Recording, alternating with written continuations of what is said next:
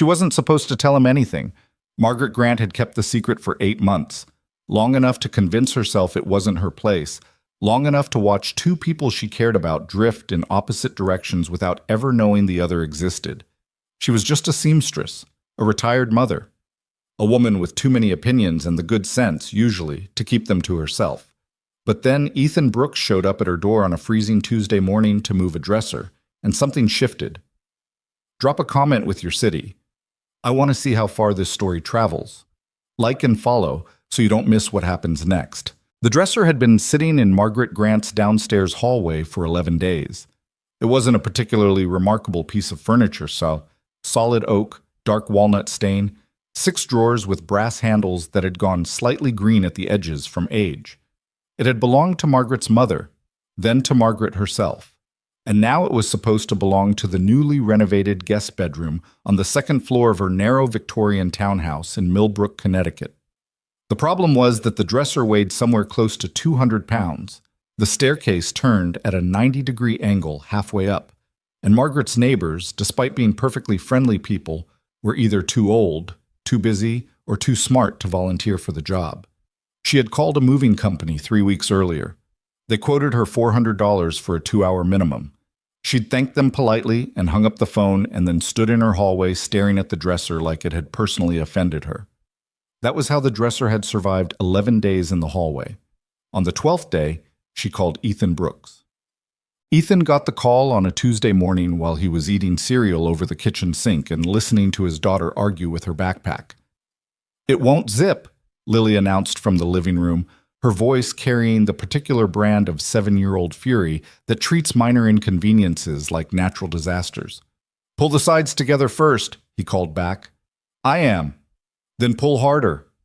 A pause. Then a victorious grunt, followed by the sound of a zipper completing its journey. Ethan exhaled, took another spoonful of cereal, and his phone buzzed against the counter. Margaret Grant. He stared at the name for a moment before answering. "Mrs. Grant?" "Ethan?" Her voice was warm but slightly formal, the way it always was, like she was conducting a business call she genuinely enjoyed. "I'm sorry to bother you this early. I have a situation." "What kind of situation?" "The furniture kind." A brief pause. "I have a dresser. It needs to go upstairs. It's very heavy, and I'm very short, and I've been staring at it for nearly 2 weeks. Ethan set down his spoon. He and Sophia had been over for more than half a year. The breakup had been civil, almost uncomfortably so.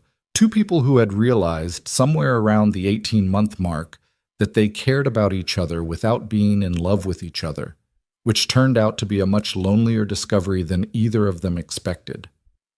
There had been no fight, no dramatic scene, just a long conversation on a Saturday afternoon that ended with both of them slightly relieved and slightly sad, which was maybe the most honest thing that had ever happened between them. He had liked Margaret, though.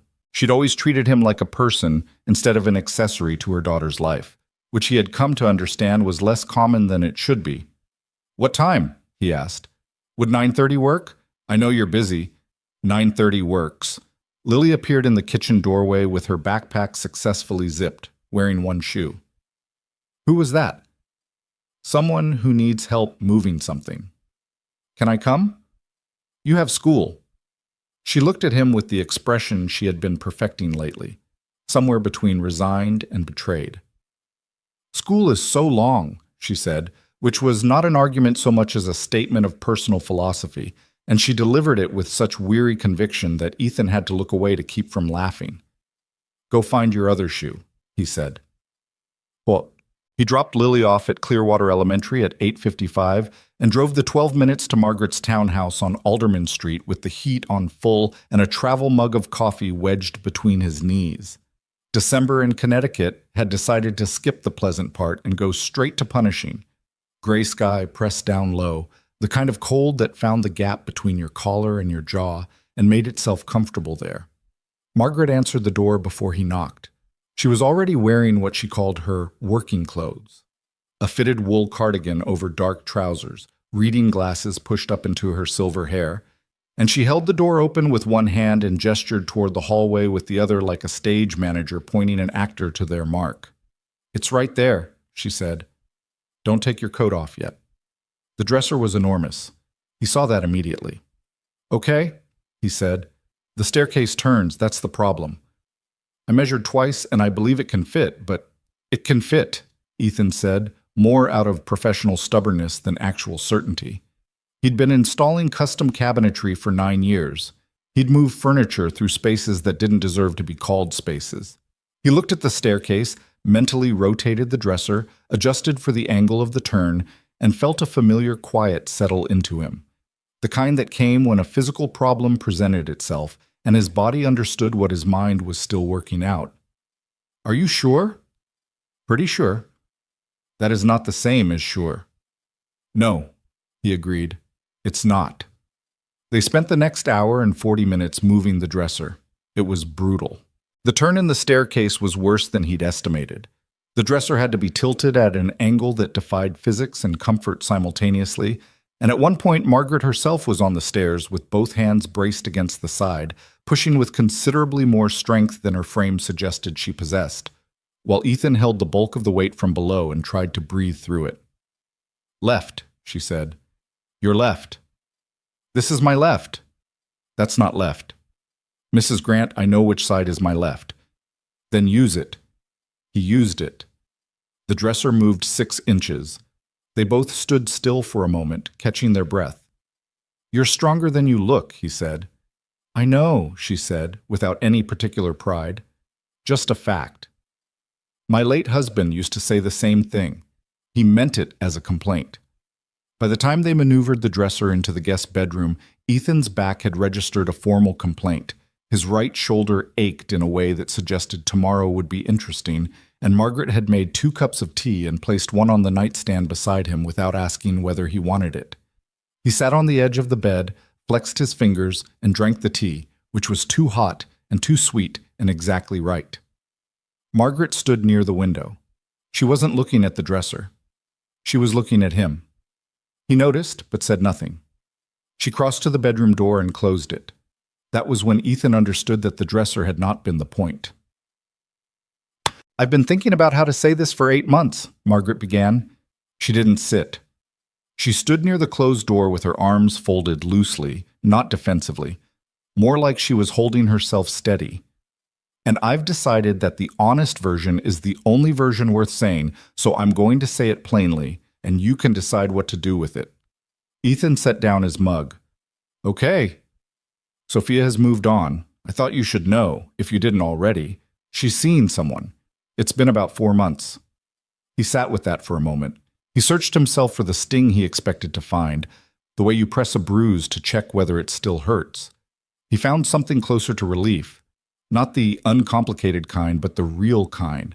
The kind that comes with a little sadness mixed in, like finally setting down something you'd been carrying without realizing it. Good for her, he said. He meant it. Margaret studied him. I believe you, she said, and the relief in her voice was audible. I wasn't sure how you'd take it. It was mutual, Sophia and I. He paused, trying to find the right words for something that had never had very clean words. We wanted different things, that was all it was. I don't have hard feelings. I know you don't. That's actually part of why I'm telling you the rest. Ethan looked at her. The rest. Margaret unfolded her arms, crossed to the small armchair by the window, and sat down. She smoothed the front of her cardigan once, a gesture he recognized from Sophia, the unconscious habit that passed down through generations without permission. And then she looked at him directly. In the years I've known you, she said, I've formed an opinion. I want to tell it to you, and I want you to understand that it has nothing to do with Sophia, and it's not a reflection on anyone who came before or after. It's simply what I've observed. All right. You're a good man, Ethan, not in the way people use that phrase to be polite. I mean it concretely. She held up a hand before he could respond. You raised your daughter alone from the time she was 14 months old without making her feel the weight of that. I watched you show up for Sophia during the hard parts of her life and ask for very little in return. I watched you build something honest for yourself with nothing given to you, and I watched you end a relationship without cruelty because you respected the person even when the love had run out. Those are not small things. Ethan was quiet. He was not, by nature, a man who absorbed compliments gracefully. He looked down at his tea mug. Mrs. Grant, I'm not finished. He looked up. I have a friend, she said. Her name is Victoria Sterling. The name didn't register immediately. Then it did. Victoria Sterling had been on the cover of Forbes, Time, and probably several other publications that Ethan didn't read, but that his coworker Danny had described in vivid detail over lunch one afternoon the previous year, having just read an article about her on his phone. 30 years old. Started 3 companies before she was 25. The software platform was worth like $4 billion? Maybe more. Something about logistics AI. You see the picture of her? Crazy. Ethan had nodded in the way you nodded when someone described a world that had approximately nothing to do with your own. The technology CEO, he said carefully. Yes. Margaret allowed a small, knowing look. Kitty, I've known Victoria since she was 22 years old. Her company was a single server in a rented office at the time. We met through a charity board. She'd been volunteering since she was in college, which most people don't know about her. We became close over the years, she paused. She's one of the best people I've ever known, and she has been quietly lonely for a very long time. Ethan said nothing. Victoria has dated. Of course she has, but there's a problem that comes with a certain kind of success, and I don't say this to sound cynical. It's simply a logistical reality. When you're worth what Victoria is worth, and when you're known the way she's known, people stop seeing you at some point. They start seeing the asset, the opportunity, the story they want to tell about themselves. Margaret's voice was careful, not dramatic, matter of fact. She's become very good at identifying it, which means she's also become very careful, sometimes too careful to let anything real in. Why are you telling me this? Ethan asked. His voice came out more cautious than he intended. Because I've watched you for 2 years, and you are the only man I've met who I genuinely believe would not do that to her. Margaret picked up her own tea mug from the windowsill. You're not easily impressed. You've built a life around what's real.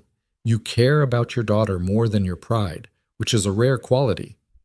And when Sophia's interest in you cooled, you let go with grace. She took a sip of tea. I'm not playing matchmaker in the romantic comedy sense. I'm not trying to arrange something. I'm telling you about a person I love who has been waiting, without knowing she's waiting, for someone who will see her as a person first. And I'm telling you because you deserve to know such a person exists. The room was quiet. Outside, a car passed on Alderman Street. The December wind pressed against the window glass.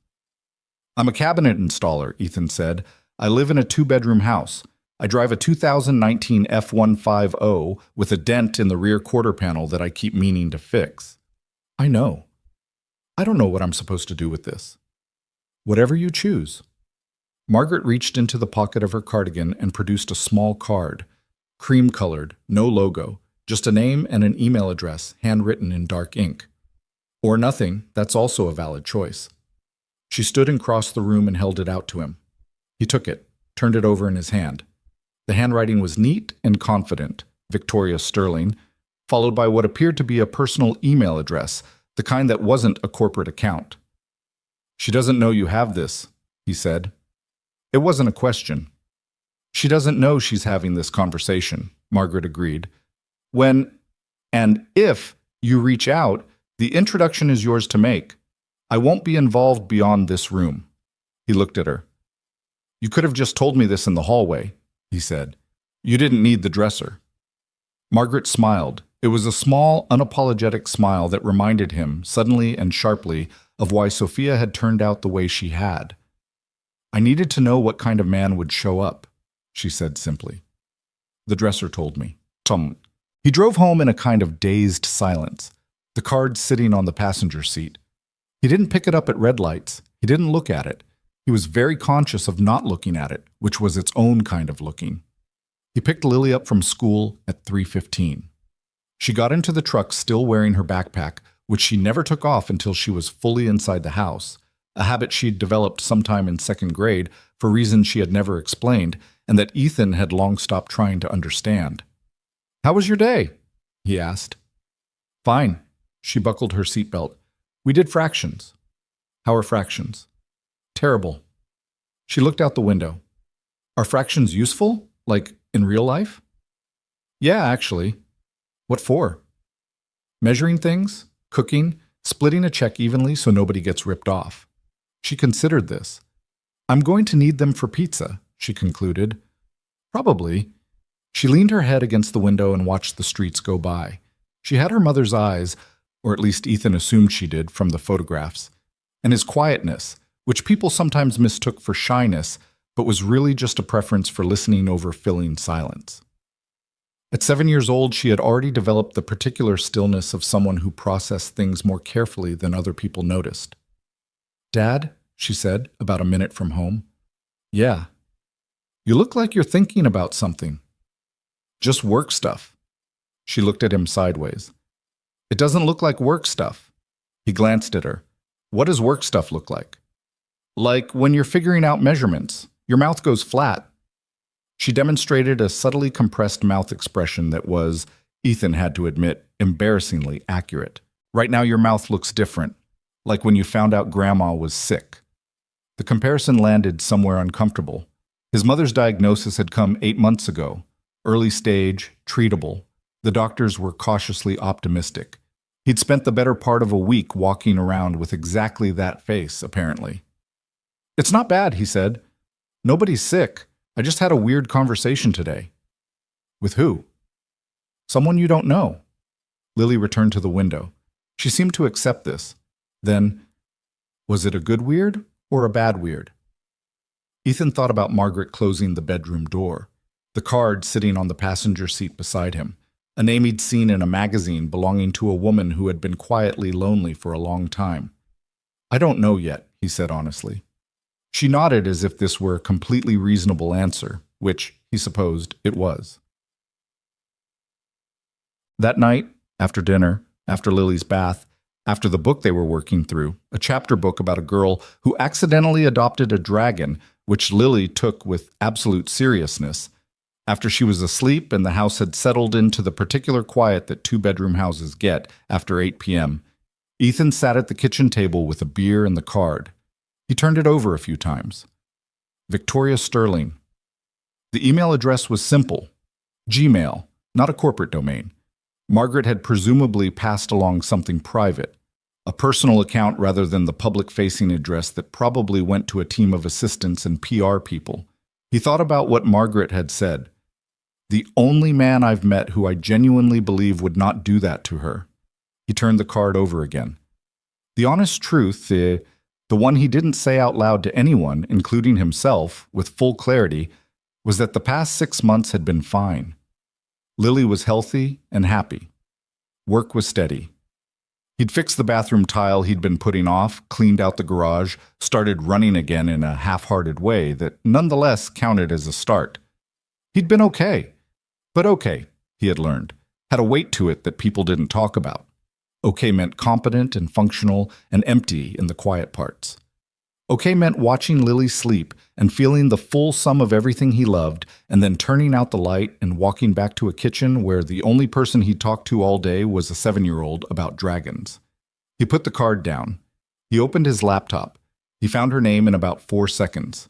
The Forbes article was the first result. Then a TechCrunch profile. A brief mention in a Wall Street Journal piece about the logistics software sector. A photograph from a tech conference in San Francisco. She was at a podium, mid-sentence, one hand slightly raised, wearing a simple dark blazer with her hair pulled back. She was looking directly at the camera with an expression that was composed and clear, and somehow, despite the expensive blazer and the conference podium and the headline calling her a disruptive force in enterprise logistics, slightly tired. He looked at the photograph for a moment longer than he intended. Then he closed the laptop. He held off for 4 days. He wasn't being coy. He wasn't playing strategy. He genuinely didn't know what to say or whether to say it at all. And he had learned long ago that acting before you knew your own mind was how you ended up in situations you couldn't navigate out of cleanly. On the 4th day, Lily came home from school with a permission slip for a winter concert on December 19th and informed him with great authority that she needed a new dress because the one from last year made her look like a lamp. He was not entirely sure what this meant, but he took it seriously. We'll go this weekend, he said. Promise? Promise. She seemed satisfied, went to find her after-school snack, and left him standing in the kitchen doorway. He stood there for a moment. Then he went to his room, found the card where he'd left it on his dresser, the dresser he'd had since college, which was significantly less elegant than Margaret's, and had a broken bottom drawer he'd reinforced with wood glue and stubbornness, and sat on the edge of his bed and opened his email on his phone. He typed for about 4 minutes, deleted it, typed again, deleted half of it, and landed on this. Boss, Miss Sterling, my name is Ethan Brooks. We have a mutual friend in Margaret Grant who gave me your contact information with the suggestion that we might have something worth saying to each other. I'll be honest, I'm not entirely sure what that something is, and I don't want to start a conversation under false pretenses. So I'll just say, she thought highly enough of you to tell me about you, and she's a hard person to impress. If you're open to a conversation, I'd be glad to have one. No expectations on my end. Ethan. Icho. He read it twice. It was not elegant. It was not charming. It was, he thought, at least honest, which was the only thing he actually knew how to be. He sent it before he could change his mind. He put his phone face down on the mattress and went to start dinner. 47 minutes later, between the pasta water coming to a boil and Lily setting the table in the cheerfully haphazard way she'd developed as a contribution to household tasks, his phone buzzed. He almost knocked the wooden spoon off the counter, grabbing it. Mr. Brooks, Margaret is one of the few people on earth I trust unconditionally, which means you've passed a filter that most people would find inconveniently rigorous. I appreciate the honesty in your message, especially the part where you admitted you don't know what the something is. Neither do I, honestly. But I think not knowing but willing to find out is probably the best starting position for most worthwhile things. Would you be available for coffee next week? I'm in Hartford Tuesday through Thursday. Victoria, Ethan read it twice, became aware that Lily was watching him from the other side of the kitchen counter, and put his phone down with the careful control of a man who is working hard to appear normal. Was that work? Lily asked, with the skeptical tone of someone who has already concluded the answer is no. Setting something up for next week, he said. Oh. She arranged the last fork with an air of ceremony. Is it the weird conversation person? He looked at her. She looked back at him with 7-year-old patience that contained somehow a great deal of wisdom. Yeah, he said. It is. She nodded seriously, as if this confirmed a theory she'd been developing. Is she nice? Lily asked. Ethan turned back to the stove. I honestly have no idea, he said. And that, he thought, as the pasta water finally boiled and the kitchen filled with steam and his daughter hummed something tuneless to herself at the table, was maybe the most hopeful thing he'd said in months. The cafe Ethan picked was called Groundwork, on the corner of Trumbull and Asylum in downtown Hartford. He'd chosen it for no sophisticated reason. He'd been there twice before. The coffee was good, the tables were real wood instead of the fake reclaimed kind, and it was the sort of place that didn't make you feel underdressed or overdressed regardless of what you walked in wearing. That last part mattered more than he wanted to admit when he was getting dressed Tuesday morning. He stood in front of his closet for longer than he had stood in front of a closet in years. Not because he was vain, he genuinely wasn't, but because he was trying to solve a problem that didn't have clean parameters. What did you wear to coffee with someone who had been photographed at international conferences and profiled in publications that used words like visionary without apparent embarrassment?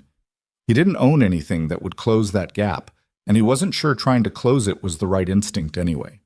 He put on dark jeans, a gray Henley, and his better work boots, the ones without the paint. He looked in the mirror for approximately 2 seconds and decided that was enough. Lily was at school. His morning had been normal. Cereal, backpack argument, school drop-off, except for the low-grade hum of something that wasn't quite nerves but was adjacent to them. He was 32 years old. He'd been in relationships. He'd had first dates. None of them had begun with a Forbes cover and a handwritten card from an ex-girlfriend's mother, but he assumed the basic mechanics were roughly the same. He got to Groundwork 12 minutes early, ordered a black coffee, and sat at a corner table facing the door. He watched 3 people walk in before she did. Victoria Sterling came through the door at 10:02, 2 minutes late, wearing a dark coat over what appeared to be a simple black turtleneck, carrying nothing except her phone in one hand and a slight expression of someone scanning a room with the practiced efficiency of a person who spent a lot of time in unfamiliar environments. She spotted him before he could fully process that she'd arrived.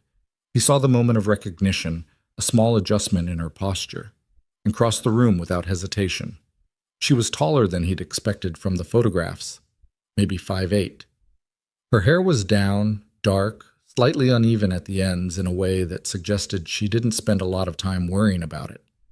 She had the kind of face that photographs flattened, more expressive in person, less composed, the tiredness he'd noticed in that conference photo visible in a way that made her look unexpectedly more approachable rather than less. "Ethan Brooks," she said. Not a question. She put her hand out. He shook it. "Victoria Sterling." "Victoria's fine." She sat down across from him, set her phone face down on the table, and looked at him with a directness that most people would have softened with a smile first.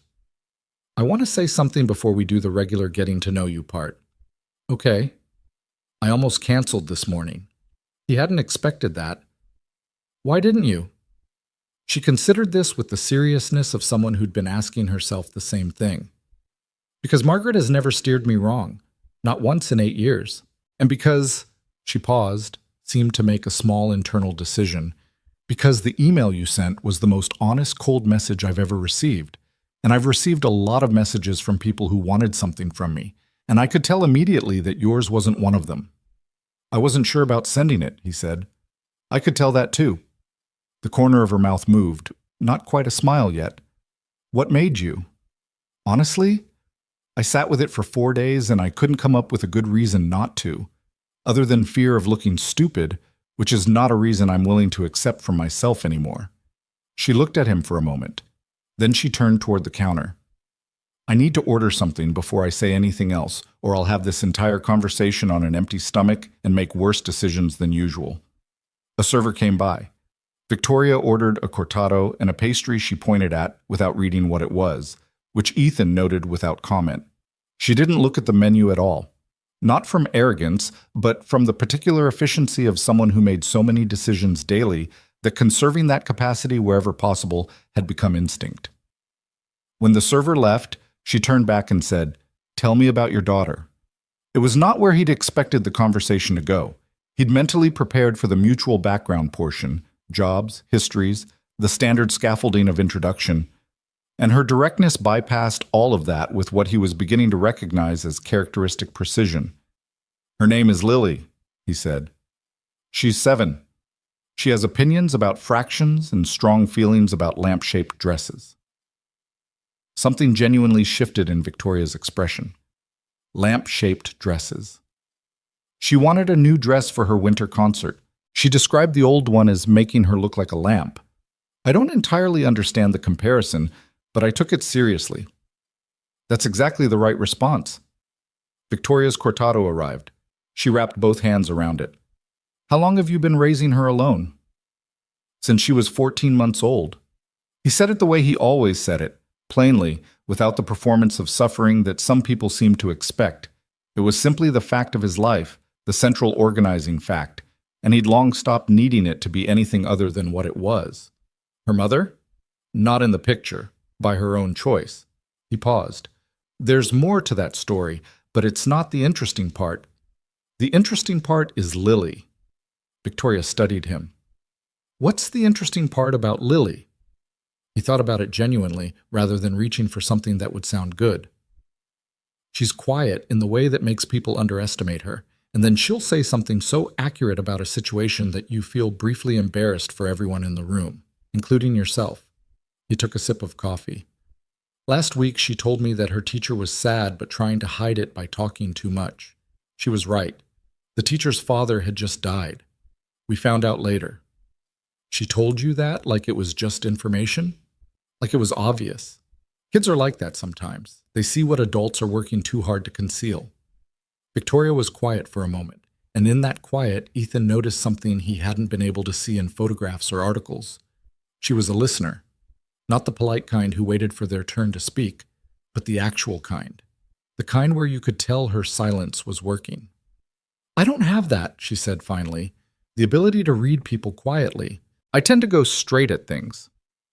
I noticed, he said, without making it a criticism. She almost smiled. Does that bother you? No, I find it easier than wondering what people actually mean. She picked up her pastry.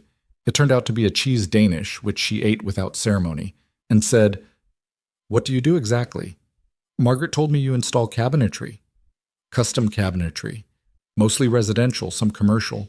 Kitchen installations, built-ins, closet systems. I run a small crew, yeah, me and 2 other guys. We work mostly in Hartford County, sometimes up into Litchfield. You like it? Yeah. He said it without qualifying it, which was apparently notable because she looked at him like she was calibrating something. I'm good at it, and the work is concrete. At the end of a day, I can look at a wall that was nothing in the morning and is something now. I find that valuable. He paused. Most people expect me to be apologetic about it. Why would you be apologetic about work you're good at and find meaningful? Because it doesn't come with a title people recognize at dinner parties. Victoria set down her Danish. I have been to approximately 400 dinner parties, she said, and the most interesting conversation I had at any of them was with the woman who ran the parking structure. She was 53, had a degree in civil engineering, and had made a conscious decision at 38 to stop chasing a career that was making her into someone she didn't like. She managed the parking structure and went home to her husband and her garden and her mystery novels, and she was the only person in the room who seemed genuinely at peace. Ethan looked at her. Did you stay in touch with her? No, I wanted to. I got pulled into a conversation about Series B funding rounds, and I looked up 20 minutes later, and she was gone. Victoria's voice had something in it that was not quite regret, but was close. I think about her sometimes. That says something about you. Probably not anything flattering. I was going to say it suggests you know the difference between impressive and good. She went still. Just for a moment. A fraction of stillness that he almost missed. Then she picked up her cortado and looked somewhere to the left of him, not avoiding the comment but processing it, which he was beginning to understand was what she did with things that landed. Margaret said you ended your relationship with Sophia without cruelty, she said, coming back to him. She said you let it go gracefully. Margaret gives me more credit than I deserve. I was also sad about it. He looked at the table. Sophia was... She was good to me for a long time. We just wanted different things. She wanted to move, build something new somewhere else. I couldn't. Lily was in school, my business was here, my mother is an hour away, and her health's been complicated this year. He looked up. There's no villain in that story. Sometimes things are just genuinely incompatible. That kind of honesty is rare, Victoria said. It shouldn't be. No, she agreed. It shouldn't be. The cafe was filling up around them. The late-morning Hartford crowd, a mix of office workers on break and students and the semi-permanent laptop population. And Ethan noticed that Victoria had not once looked at her phone, which was still face down on the table. For someone who ran a company with several thousand employees and operations across 12 countries, the sustained attention she was giving this conversation felt, he thought, like something deliberate. Like she had made a choice, somewhere around the cheese Danish, to be fully in this room. He found it unexpectedly moving, and then felt slightly foolish about finding it moving, and then decided the feeling was accurate and he should just sit with it. Can I ask you something? He said, and will you tell me if it's overstepping? Yes to the first part. Unclear on the second. I'll know when I hear it. Margaret described you as quietly lonely, her words. He held eye contact. I'm asking because I want to understand, not because I'm trying to catch you in something. Victoria's face did not close. That was the thing he noticed. A lot of people, when you said something they weren't expecting, something that touched something real, their face would close like a shop pulling its shutters down, and they'd redirect with something charming or deflecting. Victoria's face stayed open. She looked at him with the expression of someone who was deciding how honest to be, and then clearly decided to be fully honest, and he watched her arrive at that decision in real time. My company crossed $2 billion in valuation when I was 27, she said. I remember sitting in a conference room after the announcement, and everyone was celebrating, and someone handed me a glass of champagne, and I was smiling and thinking, she paused, I should call someone. Someone I can tell this to who will understand why I'm not as happy as I'm supposed to be. She looked down at her cortado. I couldn't think of a person. I had staff and advisors and investors and colleagues, and 3 people I'd call real friends, but they were all scattered across different time zones, and I didn't want to call someone for a conversation that had to be scheduled a week out. She looked back up. I wanted to come home and tell someone I was tired and confused and not sure what came next. That's all. Just tell someone the ordinary version. The cafe noise filled the space between them. Did you call anyone? He asked. I called Margaret, a small, dry sound that was almost a laugh. She told me to eat something and sleep and call her in the morning when I wasn't running on caffeine and adrenaline, which was exactly the right advice.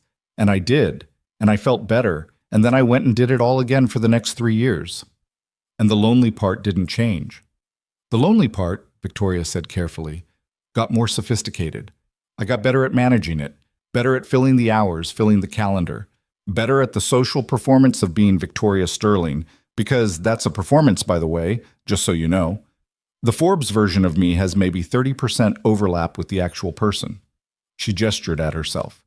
The turtleneck, the undone hair, the half-eaten Danish. This is closer. Which part's the 30%? She thought about it. The ambition is real. The drive to build things that function, that solve actual problems, that's real. The part about loving the spotlight and the exclusive events and the rooms full of people who want to shake my hand because of my balance sheet, she shook her head. That's costume. Ethan nodded slowly. He believed her. He had no particular reason to, except that nothing about the way she said it felt rehearsed, and rehearsed was something he was good at detecting. He'd learned it slowly, the hard way, in the particular school of disappointment that life ran for single fathers of small children, where you had to learn quickly what was real and what was convenient, because there wasn't margin to get it wrong. What does your day actually look like? He asked. Not the article version. Up at 5:30, usually, not by choice. I just stopped sleeping. I read for an hour, mostly industry reports and occasionally actual books if I'm not behind on everything.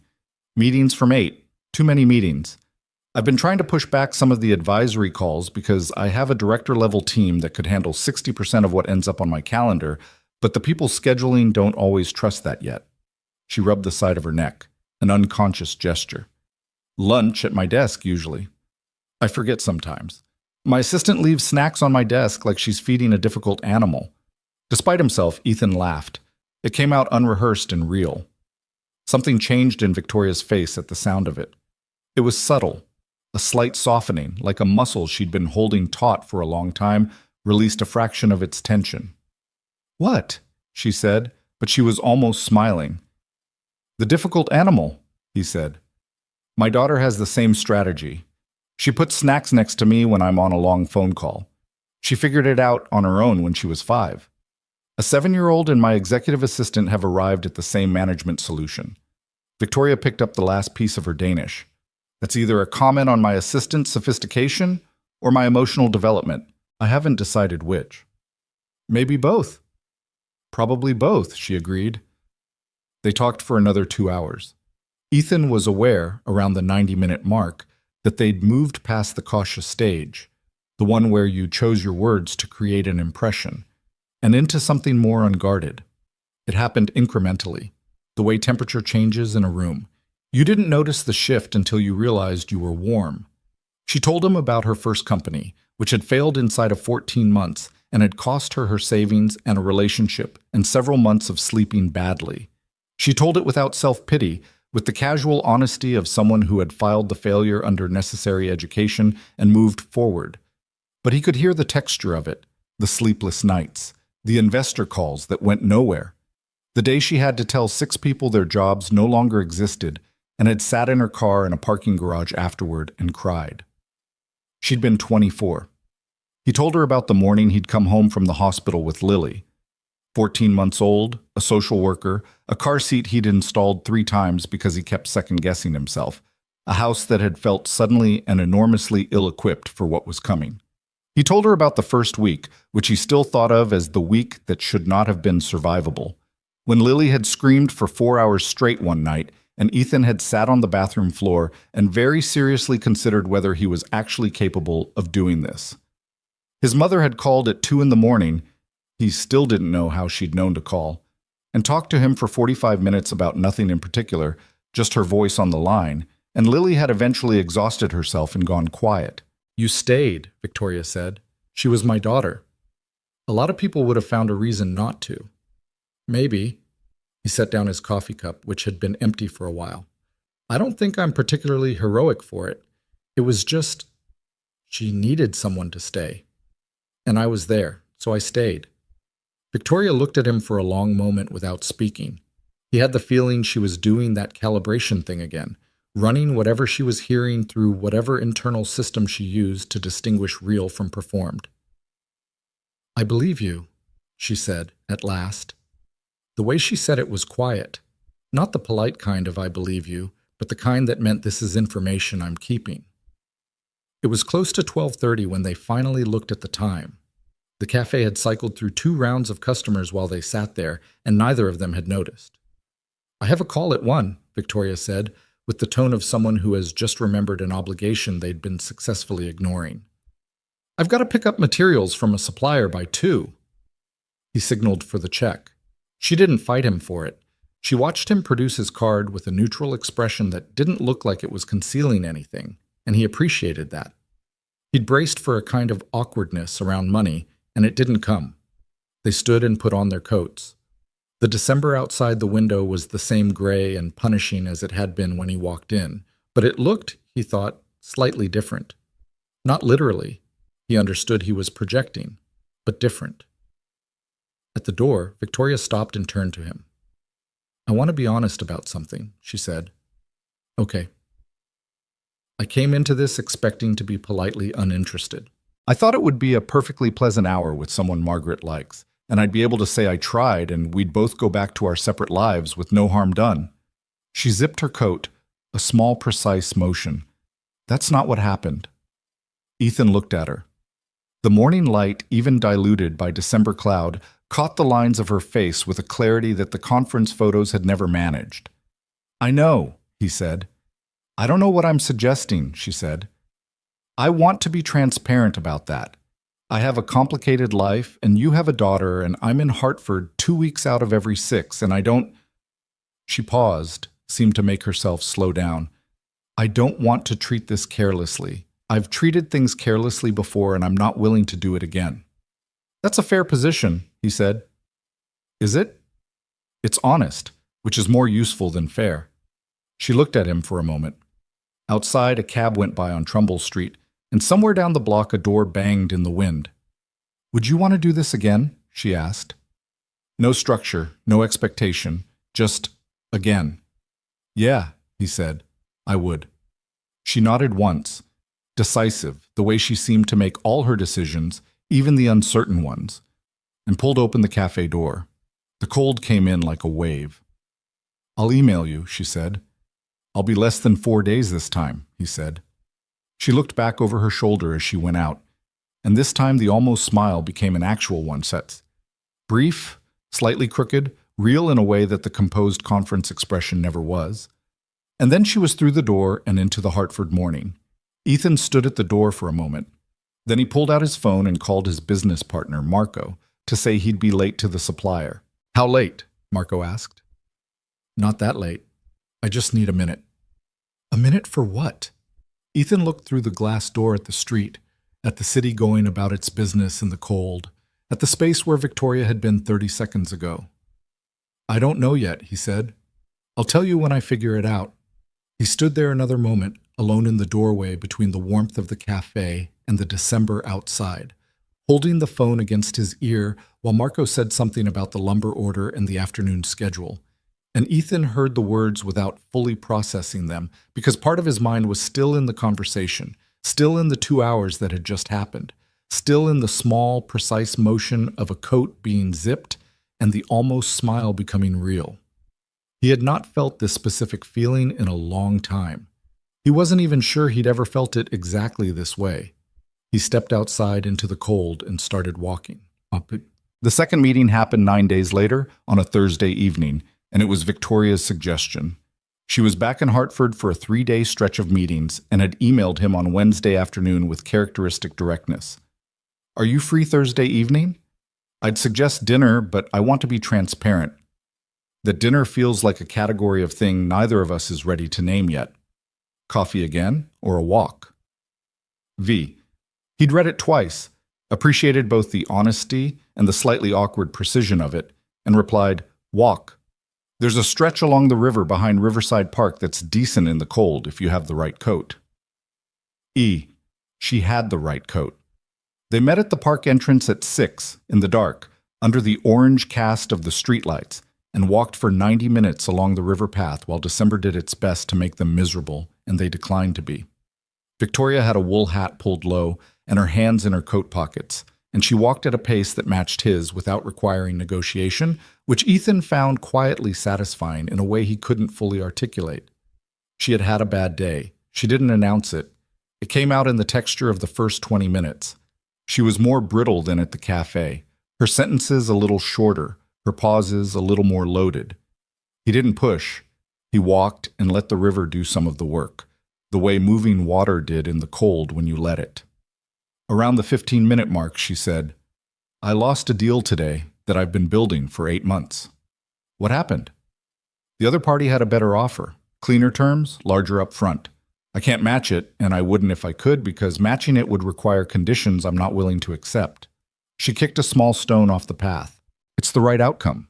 Intellectually, I know that.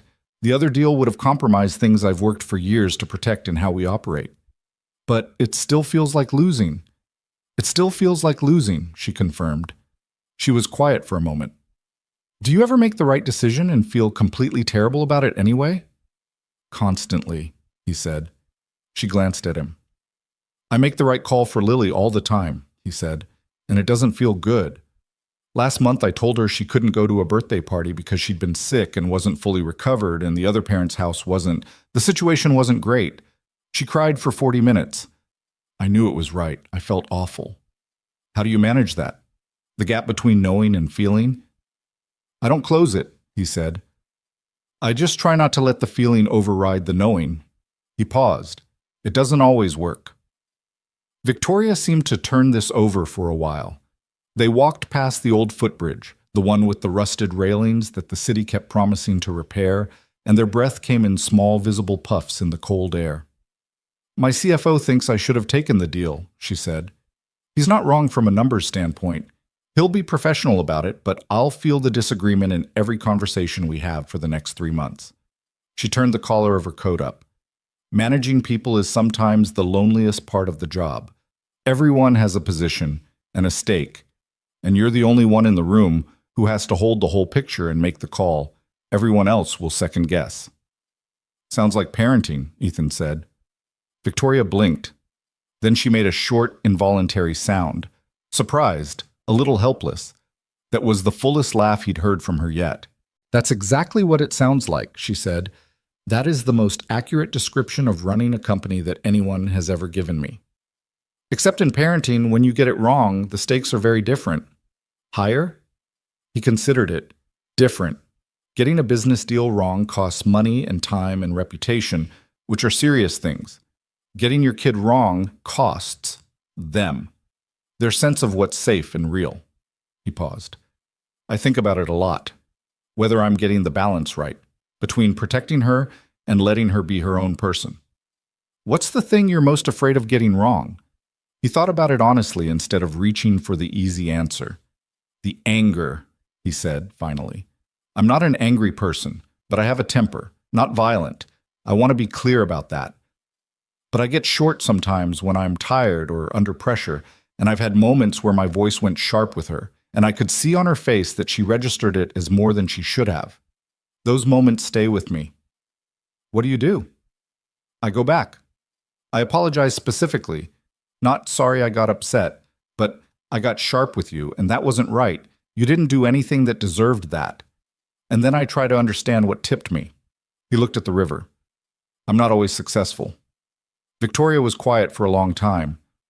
I don't think I've ever heard a parent say that, she said, with that level of specificity. Most people either perform perfect guilt or perform no guilt at all. Performing anything at a 7-year-old is pointless. They see through everything. I know. I learned that about 30 minutes into knowing your daughter. Ethan stopped walking. He turned to her. In the orange street light, his face was probably readable. The surprise was genuine. You haven't met Lily, he said. Victoria seemed to hear what she'd said a half second after he did.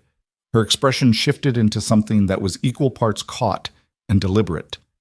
I know, she said. I said your daughter, but I should have said kids generally. Margaret's mentioned you and Lily together enough times that She stopped. I'm fumbling this. What I meant is, from what you've described of her, she sounds like the kind of child who would see through performance immediately. Ethan looked at her for a moment. You've been hearing about us for a while, he said. Not an accusation, an observation. Victoria met his eyes. Margaret has been talking about you, present tense, in real time, since before she called you about the dresser. The river moved alongside them, black and cold. Somewhere further up the path, a dog was barking at something in the dark. How long? He asked. 8 months, she said, which was exactly what Margaret had told him. The 8 months she'd been thinking about how to say what she said. She didn't push it. She never suggested I call you or look you up. She just... Victoria looked out at the water. Talked about you the way you talk about someone you believe in, and I found myself listening more carefully than I told myself I was. Ethan turned this over. He thought about those 4 days he'd spent not looking at the card, about the 47 minutes between sending the email and the buzz of her reply, about all the things that had been moving toward this riverbank before either of them knew they were moving. Did you look me up? He asked. Yes. And? LinkedIn has 2 things about your business and a headshot that's 3 years old, the corner of her mouth. And then I looked for anything else and found nothing, which told me more than the LinkedIn did. What did it tell you? That you're someone who's not performing for an audience. She looked at him. It's rare.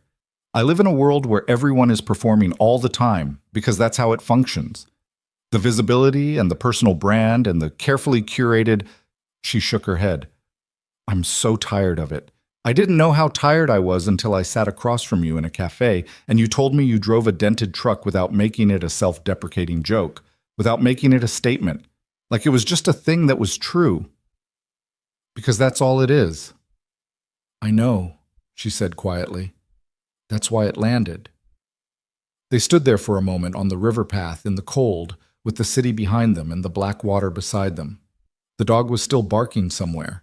The wind came off the water in slow intervals. Ethan knew something was shifting. He'd known it at the cafe, in a smaller way, and he knew it now more precisely. The feeling of standing at the edge of something that was real, that carried weight, that would not be manageable to feel casually if it kept developing. He was not a man who scared easily, but he was a careful man in the ways that mattered, and he felt the carefulness activate now like a familiar internal instrument. I have a daughter, he said. Not as a warning, as a fact that he needed to put plainly on the table because it was the central fact of everything. She's 7. She's not a complication I work around. She's my life.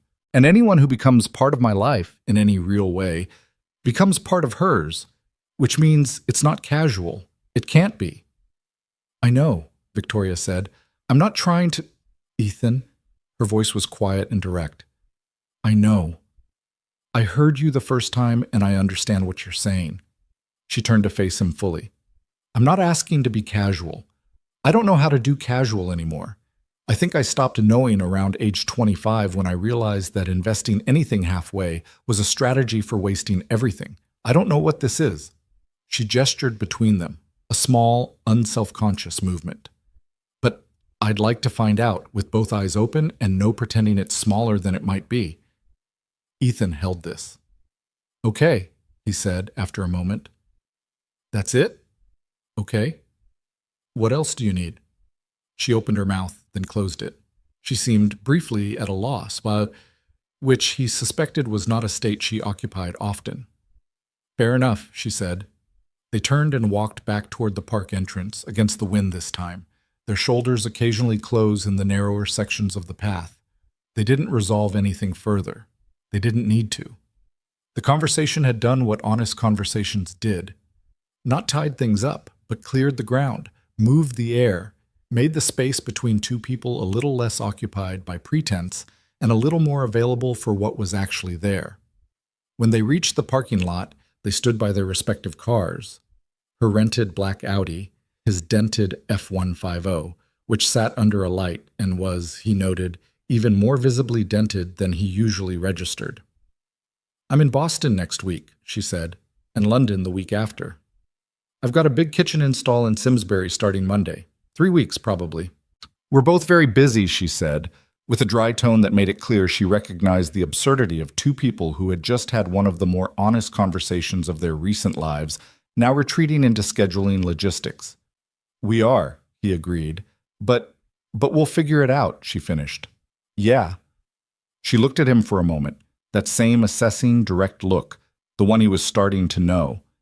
And then she got in the Audi without ceremony, and he got in the truck, and they pulled out of the parking lot in opposite directions. Ethan drove home in the dark with the heat on and the radio off. He picked Lily up from his neighbor Carol's house. She watched Lily on evenings when his schedule ran late, a reciprocal arrangement they'd developed over 2 years that worked well for everyone. Lily was half asleep on Carol's couch under a blanket, clutching a stuffed rabbit she'd had since she was 2. He carried her to the truck, which she tolerated with the boneless cooperation of the nearly asleep, and buckled her in. She surfaced briefly on the 3-minute drive home. "How was the walk?" she murmured. He glanced at her, eyes still mostly closed, the rabbit in her lap. "How do you know I went for a walk?" "Carol said you texted." "Right." He turned onto their street. "It was good." "Was it the weird conversation person?" "Yeah." A pause. She turned her head slightly toward the window. "Is she nice?" He thought about the laugh on the river path, the way she'd said "I know," the real kind, the crooked smile outside the cafe. "Yeah," he said. "She is." Lily seemed to absorb this from somewhere below full consciousness, filed it wherever 7-year-olds filed the things that mattered, and went back to sleep. Ethan pulled into the driveway, cut the engine, and sat for a moment in the quiet of the truck with his sleeping daughter beside him, and the night outside the glass, and the strange, slightly unsteady feeling of a life that was, without announcement, beginning to change. He sat with it, all of it. Then he got out and went around and unbuckled Lily and carried her inside. The Simsbury kitchen install ran 22 days instead of 3 weeks, which Ethan considered a minor victory. The house belonged to a couple in their 60s who had recently retired and decided to redo every room simultaneously, which was either brave or delusional depending on your perspective, and the kitchen was the largest of 4 concurrent projects being managed by different contractors who had collectively decided that coordination was someone else's problem. Ethan spent the first 4 days untangling a plumbing rough-in that the previous crew had placed 8 inches from where the plan specified, which required a conversation with the general contractor that was civil on the surface and hostile underneath, and then spent the remaining 18 days doing the actual work. He was good at the actual work. That part he didn't doubt. The communication with Victoria during those 3 weeks was not what either of them had planned, which was probably accurate for both their lives. She was in London for 10 days, then Boston, then back in San Francisco where her main office was, and the time zone gap between Connecticut and California meant that their exchanges happened mostly in the margins of their days.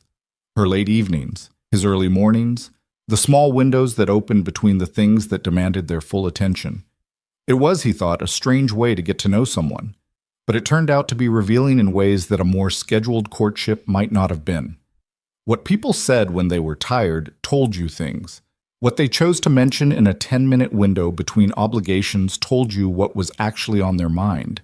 She told him at 11:30 on a Tuesday night from what was apparently her home office in San Francisco that she had found a mistake in a quarterly report that her finance team had not caught, and that she had spent the preceding 3 hours deciding whether to address it publicly or handle it internally, and that she had chosen publicly because the alternative was a kind of institutional dishonesty she wasn't willing to normalize, and that she was now dreading the morning calls. He told her, at 6 in the morning from his truck outside the Simsbury house, that Lily had informed him the previous evening that she wanted to be a marine biologist and also a pastry chef, and that she saw no contradiction in this, and that he had spent a solid 20 minutes looking up whether there was any professional overlap between the two fields before accepting that his daughter was 7 and the question was not yet urgent. Victoria had written back within 4 minutes. She's right that there's no contradiction. Tell her the ocean has excellent pastry potential, and she should keep both options open.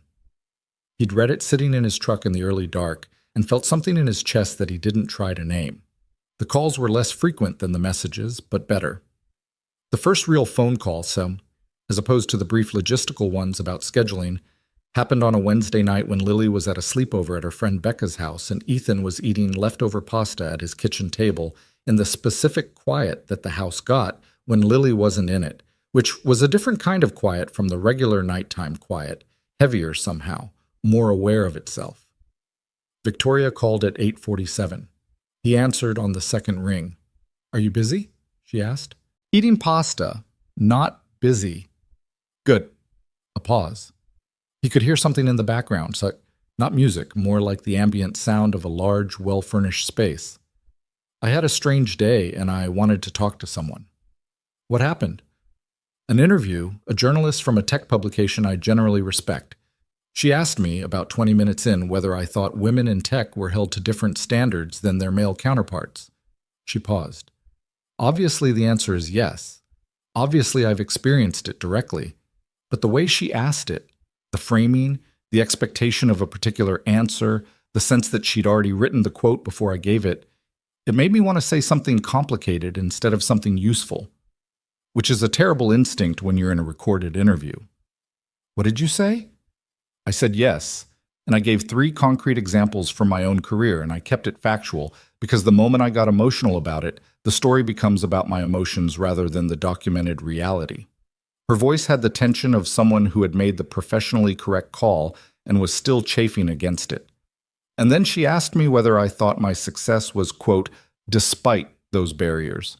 And I wanted to say that framing implies I succeeded by enduring rather than by building, which are 2 completely different things, but I said something diplomatic.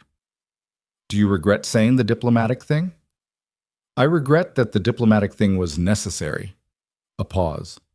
"Does that distinction make sense?" "Yeah," he said, "it does." "Your voice does a thing when you actually agree versus when you're being agreeable," she said. "I've started noticing." "What thing?" "It gets a little shorter. Like the word is just the word and it doesn't need anything attached to it." He sat with this. The pasta was getting cold. "Is that a good thing or a bad thing?" "Good," she said. "I spend most of my professional life in rooms where nothing is ever just the thing. Everything has a frame and an angle and a positioning. It's exhausting." He could hear her shifting, sitting back maybe or moving to a different room. "Tell me about your day, the real version." So he told her. The plumbing argument, which had escalated in the afternoon because the GC had tried to claim the discrepancy was in Ethan's original measurements, which it wasn't. And Ethan had produced the plans and the photographs from day one and laid them on the workbench without raising his voice, because in his experience, the quieter you got when you were right, the louder it landed. The GC had backed down. It wasn't satisfying exactly, mostly just draining, the way conflicts were even when you won them. "The quiet approach," Victoria said. "I use that. It took me years to learn it. I learned it from my mother. She's the most stubborn person I've ever met, and she almost never raises her voice. I think the 2 things are connected." "How's she doing? You mentioned her health earlier." He hadn't expected her to remember that. The offhand mention from the cafe, the early stage, treatable thing he'd mentioned in a sentence while describing why he hadn't moved with Sophia. That she'd filed it and kept it and asked about it now felt like a small, specific thing that landed with more weight than it should have. "Better," he said. "The last scan was clean. She's doing a treatment that makes her tired, but she's—" He paused. "She's stubborn, like I said. She's annoyed by the whole situation more than she's scared, which my sister says is a good sign. You have a sister? Claire. She's 28, lives in Westport, works in architecture. She and Lily have a very codependent relationship built entirely on shared enthusiasm for craft projects and animated movies. That sounds like a genuinely functional dynamic. It is. Claire has been, he searched for the right word, a net positive in ways I couldn't have predicted. When Lily was small and I was figuring out the practical parts, the daycare, the pediatric appointments, the sheer administrative weight of a child, Claire just showed up. Didn't ask what I needed, just showed up with food or a schedule, or sometimes just herself. People who show up without asking are rare. Yeah. He moved the pasta closer, ate a forkful cold. She thinks you're interesting, by the way. A beat. You told your sister about me. She asked why I was texting more than usual. I gave a partial explanation. She did the rest herself. He paused. Claire is efficient at conclusions. What did she conclude? That anyone Margaret Grant would personally vouch for was worth paying attention to. And then she Googled you and sent me 3 articles and said, and I'm quoting directly, Ethan, what is happening? Victoria laughed. It was the good laugh, the one he'd been learning to distinguish from the social one. The good laugh was less controlled, slightly uneven, like it caught her off guard. What did you tell her? I told her I didn't know yet, which she found unsatisfying. It's an honest answer. It is, he agreed. It's still the honest answer. A comfortable silence, the kind that didn't ask to be filled. He'd noticed that their silences were already different from the pauses in ordinary conversation. They had the texture of 2 people who were okay being in the same space without performing. Can I ask you something? Victoria said, that I've been thinking about but haven't asked because I wasn't sure it was fair. Go ahead. What's your actual reaction, not the polite version, to the gap? The money, the profile, the fact that I own a plane, which I recognize sounds absurd to say out loud. He considered it carefully. He wasn't going to perform indifference, and he wasn't going to perform ease. Honestly, it doesn't bother me the way people probably assume it would. I'm not threatened by your success. I'm not sitting here feeling like I need to match it or compete with it. He turned his coffee mug in his hands. What I think about more is the practical reality. You live a life that requires, he searched, a lot of infrastructure, teams of people, multiple cities, a level of visibility that doesn't turn off. My life is built around one school schedule and a job that depends on being present and local. I think about whether those 2 things can coexist without one of them fundamentally compromising the other. That's the most structural answer anyone has ever given me to that question. What do most people say? It doesn't matter to me, she said with a flatness that indicated how little she believed it when people said it.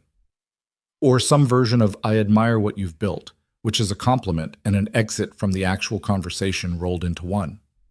She paused. You said coexist without compromising. Do you think they can?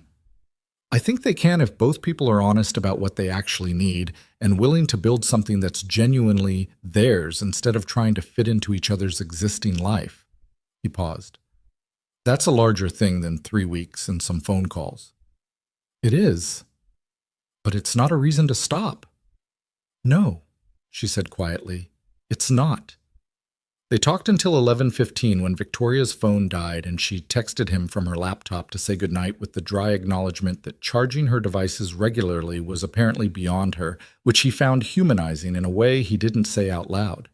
He sat at the kitchen table for a while after, in the quiet house, and thought about structural things, about what coexist without compromising actually looked like in practice, about a plane he'd never be on, and a school concert he'd never miss, and the question of whether 2 very different lives could build something genuine in the space between them.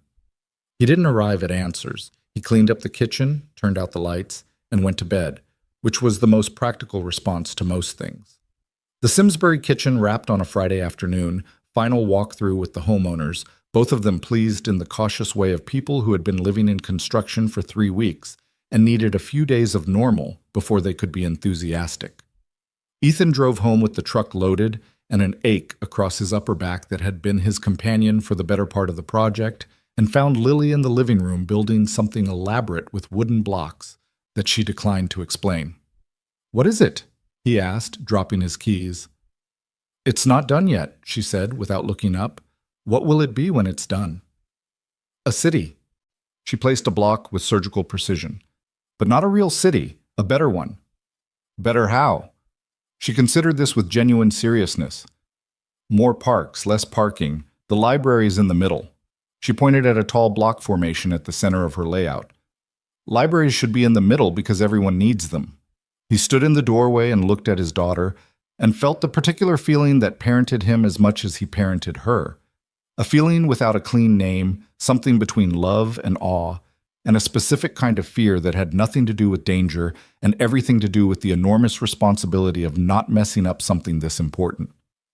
"Victoria's going to be in Hartford next week," he said. "Wednesday." Lily looked up for the first time.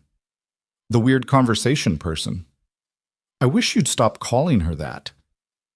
"That's what she was at first," Lily said with the unassailable logic of a child who saw no reason to revise accurate terminology. "Is she not weird anymore?" "She was never weird. The situation was—" He gave up on the distinction. "She's someone I've been getting to know. I want you two to meet." Lily's expression shifted into the careful, slightly guarded look that she deployed when she was processing something that mattered to her. He knew that look. He had learned it the way you learn to read weather. Not because you were a meteorologist, but because your life depended on accurate forecasting. "Does she know about me?" Lily asked. "She knows a lot about you. I've told her about you." "What did you say?" "I told her about the lamp dress, and the fractions, and the city you're building right now, basically." Lily looked back at her blocks. She picked one up, turned it over, put it in a different place. "Does she like kids?" "I think she does. But I think she's not sure yet, in the way adults aren't sure about things they haven't had a lot of experience with." This seemed to satisfy Lily more than a more confident answer would have. She was good at spotting overclaims. "Will she come here?" she asked. "I thought we could get dinner somewhere. Neutral ground." He paused, then added, because he knew she'd think it anyway. "You don't have to like her. I'm not asking for that. I'm just asking you to meet her." Lily placed another block. "I know, Dad." He looked at her. "I'm 7, she said. Not a baby. But she said it without real sharpness, just the matter-of-fact precision of someone establishing the record.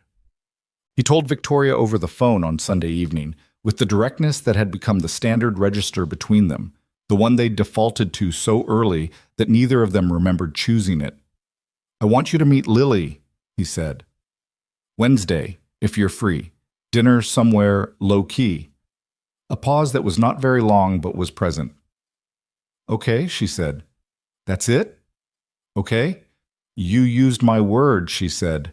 "No, Another pause, this one more honest in its texture. "I want to be transparent about the fact that I'm slightly terrified." Of a 7-year-old. Of a 7-year-old who, by your own description, sees through everything and has already formed strong opinions about the lamp-shaped dress situation. He heard her exhale. "I'm good in boardrooms. I'm good in hostile negotiations.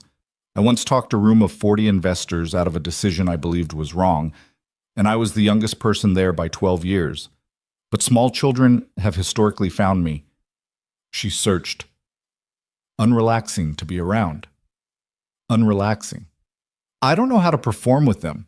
Adults you can perform for, even a little, and it works. Children see straight through to whatever is actually happening, and then they either decide you're okay or they don't. And there's nothing you can do to manage the outcome." "That's exactly right," Ethan said. "So don't manage it. Just be yourself." That advice is less helpful than people think it is when you're not sure yourself is a known quantity in this context. He almost said something reassuring. He stopped himself because she'd see through reassurance the way Lily would, and what she actually needed was honesty. "You'll be fine," he said, "in the sense that no matter what happens on Wednesday, nothing will break. It's dinner. If it goes badly, it goes badly. And we learn something, and we figure out the next thing from there." Another exhale.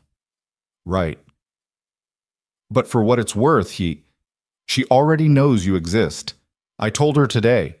And her first question was whether you knew about her. What did you tell her? The truth. That I've told you a lot about her. A beat. Then, softer. You have.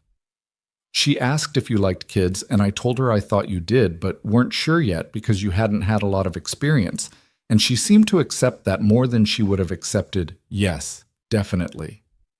She fact-checks, Victoria said. There was something in her voice that he identified after a moment as the beginning of affection, not for the concept of Lily, for the specific, particular reality of her. That makes complete sense. Yeah, he said. It does. They agreed on a restaurant, a place called Hearth and Timber on the edge of downtown Hartford, casual enough that Lily wouldn't feel like she was supposed to behave differently than usual, good enough that it wasn't an afterthought. Ethan made the reservation for 6:30, which was late for Lily on a school night, but manageable, and spent the intervening days in the particular suspended state of someone who has put two important things into a room and has to wait to see what happens. The night before, Lily asked him, while he was reading to her, whether Victoria was his girlfriend. He put the book down. We're getting to know each other, he said carefully. Lily looked at the ceiling. That's not an answer. It's the honest answer. We're still figuring out what it is. She seemed to consider this with more patience than he expected. Is it like when I liked Marcus in first grade, but I didn't know if he liked me back, so I just kept sitting near him at lunch to see what happened? Ethan blinked. Kind of. Yeah, a little like that. And then he shared his crackers with me, and I knew. Did it work out with Marcus? He moved to Rhode Island in February. She pulled the blanket up. But it was good while it lasted. He stared at his daughter for a moment. Read the chapter, Dad. He read the chapter. Wednesday arrived the way important evenings always did. Faster than he was ready for, and with the specific texture of a thing that could not be postponed or rehearsed. He picked Lily up from school, came home, let her change out of her school clothes while he showered and put on the same dark jeans and a different Henley. This one navy, which Claire had once told him was his best color, a piece of information he had stored and never publicly acknowledged. Lily came out of her room in a purple sweater and corduroys, her hair in a slightly uneven ponytail that she had done herself and was clearly proud of. He did not offer to fix it. How do I look? She asked. Good. How do I look? She studied him with professional detachment. Better than work days, she concluded. Not too much better. That's probably right. He had nothing to add to that. They arrived at Hearth and Timber at 6:25. Victoria was already there, standing near the host stand in a dark green sweater and dark pants, her coat over her arm, looking at something on her phone with the focused expression she got when she was reading something she didn't want to be reading. She looked up when they walked in, and the phone went into her coat pocket in a single clean motion. She looked, Ethan thought, nervous. Not in a way most people would have seen. She was composed. Her posture was straight. Her expression settled quickly into something warm and present. But he had been paying attention to her long enough to read the difference between her composed and her relaxed. And this was composed. He appreciated it. The nervousness meant she understood this mattered. Hi, she said. Hi. He stepped aside slightly. Victoria, this is Lily. Lily was doing her assessment thing, the quiet, patient, systematic evaluation she ran on new people, which she did without apparent self-consciousness, and which most adults found either charming or slightly unnerving depending on their own self-awareness. Victoria crouched down. Not the exaggerated crouch adults sometimes did with small children, the one that said, I am now performing warmth at your eye level. A real crouch. She looked at Lily with the same directness she applied to everything. I've heard about the lamp dress, she said. Lily blinked. Then, he told you about that? He told me about a lot of things. Victoria's voice was level, no performance in it. He said you have strong opinions about fractions. Fractions are useful but terrible, Lily said, with the authority of someone who had resolved this philosophically. That's accurate, Victoria said. They don't get better, by the way. You just get more used to them. Lily appeared to file this information. Are you nervous? She asked, with the guileless directness that Ethan had learned meant she already knew the answer and was testing for honesty. Victoria held eye contact. A little bit. Why? Because your opinion matters to your dad, which means it matters to me, and I can't control what your opinion is, which I find difficult. A pause. Lily looked at her with the expression Ethan recognized as the one where she was deciding something. My dad says you own a plane, Lily said. I do. Have you ever been scared on the plane? Once. There was bad turbulence over the Atlantic, and we dropped about 400 feet very suddenly, and I spilled coffee on my laptop. What happened to the laptop? It died. Lily appeared to consider whether this was a tragedy or a natural consequence. Did you cry? No, but I was very annoyed, which for me is basically the same thing. Something shifted in Lily's expression. Not a full smile, she didn't hand those out easily, but a slight opening, like a door that had been almost closed, moving a degree toward almost open. Okay, she said, and turned toward the dining room as though the matter was settled, leaving both adults standing at the host stand looking at each other. Victoria straightened up. Ethan could see in her face the remnant of the nervousness dissolving into something that was partly relief and partly genuine surprise. Was that? She started quietly. That's good, he said. That's very good. They followed Lily to the table. Dinner was not smooth. Ethan hadn't expected smooth and was glad it wasn't. Lily went through a period in the middle, around the soup course, where she became visibly tired and slightly withdrawn in the way she got when she'd been in social mode for too long, and she ate in near silence for about 10 minutes while Victoria and Ethan filled the gap with conversation that had the particular quality of adults trying to occupy space without making the child feel the effort of it. It was not seamless. There was a moment when Lily spilled water and seemed briefly mortified, and a moment when she announced with no transitional context that she had decided the restaurant smelled like a library, which Ethan could not have argued with if he'd tried. But there was also the moment, somewhere between the main course and the dessert menu, when Lily turned to Victoria and said, with great seriousness, "Can I ask you something?" "Of course," Victoria said. "Do you know anything about ocean animals?" A pause. "Some things. Mostly what I've read. Why?" "I want to be a marine biologist," Lily said. "My dad says it's a good idea, and I can also do pastry, but I want to know if you think it's a real job." Victoria put her fork down and gave the question the genuine consideration it deserved. "It's absolutely a real job. It's also a hard field to break into because the funding is competitive, and a lot of the most interesting work requires living in places that aren't always convenient." She looked at Lily directly. "But the people I've met who do it, the ones who are in it because they actually love it, seem like some of the most satisfied people I know." "What's competitive funding?" Lily asked. "It means a lot of people want the money to do the research and not everyone gets it. Like how everyone wants the good swing at recess, but there's only 2 good swings." "Exactly like that," Victoria said, "except the money is the swing." Lily seemed satisfied with this. She turned back to her food. Then, without looking up, "The pastry part is also real. My dad and I make croissants sometimes." "Are they good?" "They're okay," Lily said with the honesty of someone who maintained standards. "We're still learning." Victoria glanced at Ethan. He lifted one shoulder in a small acknowledgement of the croissant situation, which was accurate. They'd attempted croissants twice, and the results had been edible but architecturally unimpressive. "Fair assessment," he said. When they left the restaurant, Lily held Ethan's hand in the parking lot with the automatic ease of a child who didn't think about it, and as they walked to the truck, she looked back once at Victoria, who was walking a half step behind. "You can come next time," Lily said, with the finality of a verdict. Then she climbed into the truck and didn't look back again, as though the offer was already in the past and she'd moved on to other things. Victoria stood in the cold parking lot looking at the truck with an expression that Ethan caught in the moment before she composed it. Something that was surprised and unguarded and slightly overwhelmed in the way that real things made people overwhelmed when they arrived without warning. He stopped beside her. "You okay?" he asked quietly. She looked at him. The parking lot lights were orange, same as the ones on the river path, and her face was the same mix of composed and real that he'd been learning to read since December. "That child," she said. is extraordinary. I know. I wasn't prepared for that. Nobody ever is. He paused. Lily is exactly what she is at all times.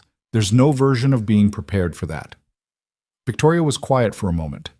Then she said, I haven't been told I could come next time by a person whose opinion I cared about in... She stopped. I don't think anyone has said that to me in a very long time. He didn't say anything to that.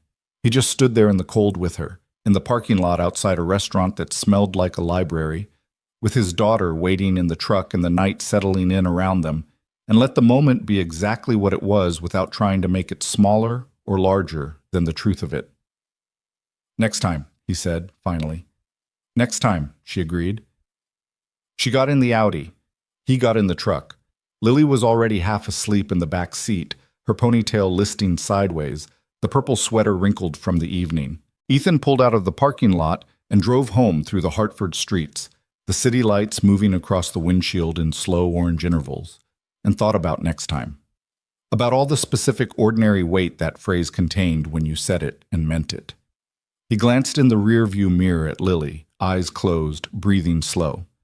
She had offered an invitation to a billionaire the way she'd offer one to anyone she'd decided was worth another look, plainly, without drama, and then moved on before the other person could make a big deal of it. He supposed, he thought, that was exactly the right way to do it. Next time turned out to be 3 weeks later, which felt both too long and exactly right, the way most things between them did when the logistics of their lives imposed their honest terms on the situation. Victoria came back to Hartford on a Thursday in late January with 2 days cleared on her calendar, a deliberate clearing, not incidental, which Ethan understood represented something because he had come to understand that Victoria's calendar was a document she defended with the same precision she applied to contracts. She'd mentioned it plainly in an email without making a production of it. I blocked Thursday and Friday, no meetings, let me know what works. He'd read that and sat with it for a moment. The word blocked did something. It meant she'd looked at her week and actively removed things to make room, which was different from finding a gap. He wrote back, Thursday works. Lily has a half day. She wants to show you the city she's building. The city in the living room had evolved significantly in the 3 weeks since the restaurant. It now occupied most of the living room floor on a sheet of plywood Ethan had cut to size at Lily's specifications, and it had acquired a harbor district, 3 distinct neighborhoods differentiated by block height, and a train system that was currently theoretical, but that Lily had mapped on a piece of graph paper with a colored pencil. The library remained in the center. She had been firm about that. Victoria arrived at the house at 1:30 on Thursday, 45 minutes after Ethan picked Lily up from school. She knocked instead of ringing the bell, which Lily informed Ethan was a polite choice because doorbells were startling, and Lily answered the door herself because she had positioned herself near it for the preceding 10 minutes, in a way she believed was casual and that Ethan found completely transparent. "Hi," Lily said. "Hi." Victoria was wearing jeans and a coat he hadn't seen before, caramel-colored wool, and she looked less put together than at the restaurant, which he suspected was intentional. She had a small canvas bag over one shoulder. "I brought something. I wasn't sure if it was appropriate to bring something." "What is it?" Lily asked. "Books about ocean animals?" She pulled 3 out of the bag. They were good books. Not the picture book kind, but the kind with real photographs and biological diagrams. The kind that treated their subjects seriously. I asked someone at a bookstore in San Francisco. The woman there was very knowledgeable. Lily took them with both hands and looked at the covers with an expression of controlled enthusiasm, which was the only kind she typically displayed in front of new people. "You went to a real bookstore?" she asked. "I did." "Not online." "The bookstore person knows things the algorithm doesn't," Victoria said, which was apparently the right answer because Lily's expression unlocked another degree. "Come see the city," she said, and led Victoria into the living room without waiting. Ethan stood in the doorway and watched Victoria sit cross-legged on the living room floor next to a 7-year-old and receive a full architectural briefing on a fictional municipality. He watched Victoria ask questions, real ones, the kind that required actual attention to the material, not the performance of adult interest. She asked why the train ran east-west instead of north-south. She asked what the tall structure in the northeast corner was. She pointed at the harbor district and said, "This neighborhood feels different from the others." Was that intentional? Lily stared at her. You can tell? The block spacing is different, more irregular, like it grew up over time instead of being planned. Because it did, Lily said. That's the old part. People built there first and then the city grew around it. That's how most real cities work, Victoria said. The irregular parts are usually the most interesting. Lily sat back on her heels and looked at Victoria with the expression she used when she was revising a previous assessment upward. Ethan recognized it because she'd given it to him once, around age 5, when he'd correctly identified which cloud looked most like a dog. You know about cities, Lily said. I've lived in a few, and I've built things, which teaches you to pay attention to how other things are built. What did you build? Software, mostly, which is like a city in some ways.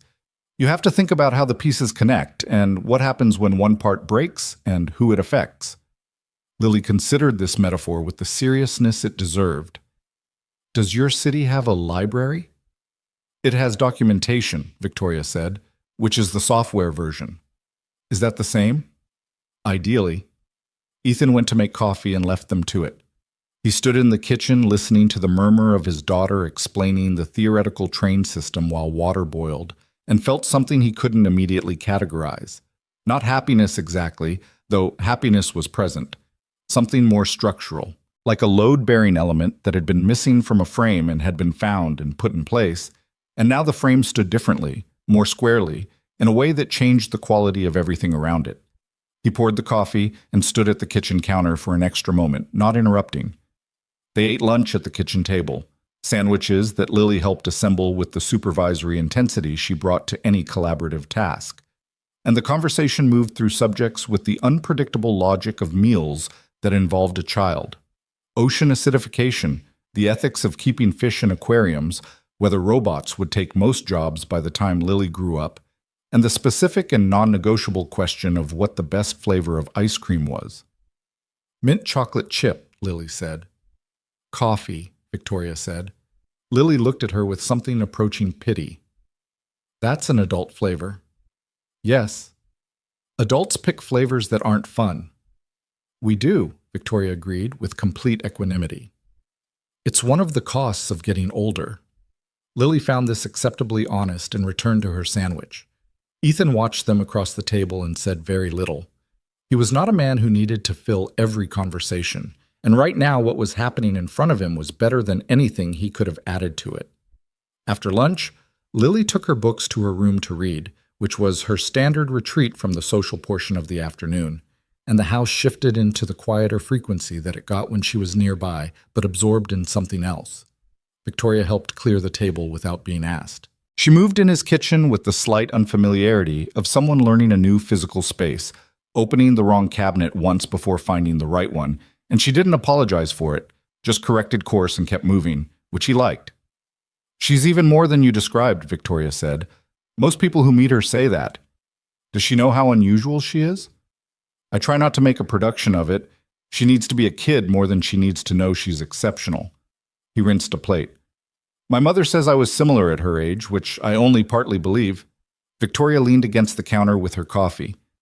Your mother sounds like someone I'd want to meet. He looked at her. She wants to meet you. You told her about me. Claire told her about you. I confirmed the relevant parts. He paused. My mother is... She's perceptive in ways that aren't always comfortable. She'll have opinions. Will she say them out loud? Directly to your face, in full sentences, while maintaining eye contact. Victoria almost smiled. I respect that deeply. You say that now. I've had investors tell me directly to my face in full sentences while maintaining eye contact that my company was going to fail, she said. A perceptive mother seems manageable. The investors were wrong, he said. My mother is usually right, which makes it different. She looked at him with the look he knew now. The assessing one that wasn't unfriendly, just honest in its appraisal. Are you warning me or preparing me? Both. He turned off the faucet. She'll love you eventually. The path to eventually is just direct. Eventually, she repeated, not with anxiety, just logging it as the accurate word. They took their coffee to the living room, careful to step around the edges of Lily's city, and sat on the couch with the afternoon light coming through the windows in the flat white way. February light came through Connecticut windows. No warmth in it yet, just brightness. The house was quiet with Lily's quiet. Outside, someone on the street was walking a dog that had opinions about something. "I need to tell you something," Victoria said, "that I've been putting off because I wasn't sure how to say it, and because I'm aware it has the potential to be destabilizing, and I've been trying to figure out whether my hesitation is about protecting the situation or just about fear." Ethan set down his coffee. "Okay. A profile is coming out, long-form, national publication, the kind that takes 8 months to report and then lands in front of about 4 million readers. They've been following me since last spring." She looked at her coffee mug. "The journalist is thorough, and I believe she's fair, but the piece will be comprehensive. It will include things about my personal life, not private details, nothing I haven't confirmed, but the fact that I'm seeing someone will be in it." He held this. "Did you confirm that?" he asked carefully. "I didn't volunteer it. She found it. Someone in my social circle mentioned something they shouldn't have, which happens in this world regardless of what precautions you take." Victoria's voice was even, but there was tension underneath it, the kind you heard when someone was being disciplined about something that was actually bothering them. "I confirmed only that I was seeing someone and that I wasn't going to discuss the details. She respected that and won't push, but—" She paused. "The fact of it will be in the piece, which means eventually someone will connect it to you. And when that happens, your name will be in places that you've never been, and your life will become briefly visible in ways that I don't think you want." He was quiet for a moment. The dog outside was still having its opinions. The February light was still flat and white. "How brief is briefly?" he asked. "The initial wave, a week, maybe 10 days of active interest. Then it recedes unless something else feeds it. The danger is the secondary coverage, the blogs and the aggregators that build stories off the profile. Some of them will find you specifically and reach out. Some won't bother reaching out and will just publish what they find." She looked at him directly. "I've been through this version of exposure twice before. I know what it looks like. I wanted you to know what you're walking toward before it gets there." He looked at the city on the floor, the library in the middle, the old harbor district with its irregular spacing. "When does it publish?" he said. 6 weeks. "And your name will be connected to mine." "Potentially. Probably." Her jaw tightened slightly, the tell she had when something cost her to say. "I'm not going to tell you it won't affect your life, because it will. Temporarily, but the temporary part matters." "What about Lily?" "I've thought about that more than anything else." Her voice shifted down a register. "If they find you, they'll find her name through you. School records are public, social media, anything people who know you have posted.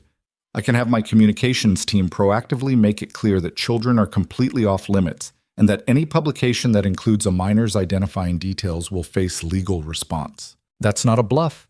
I have the resources to make that consequential, but I can't guarantee no one tests it." The room held the weight of that for a moment.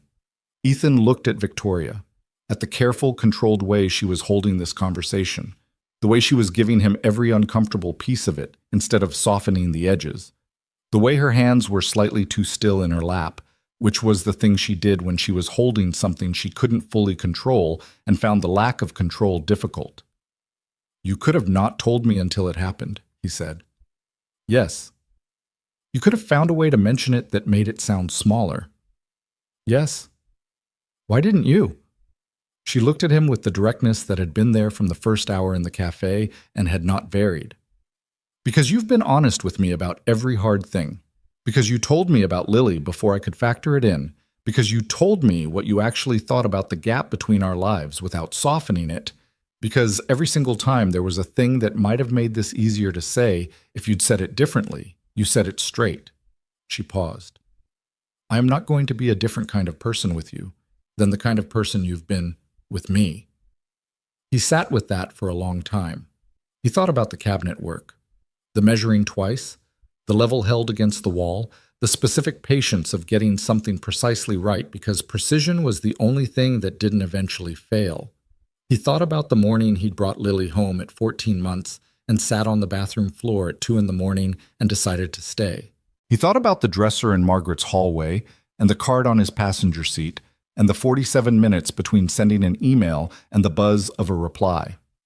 "Okay," he said. "Okay. I'll talk to Lily's school. They have protocols for media contact. I'll make sure they're applied.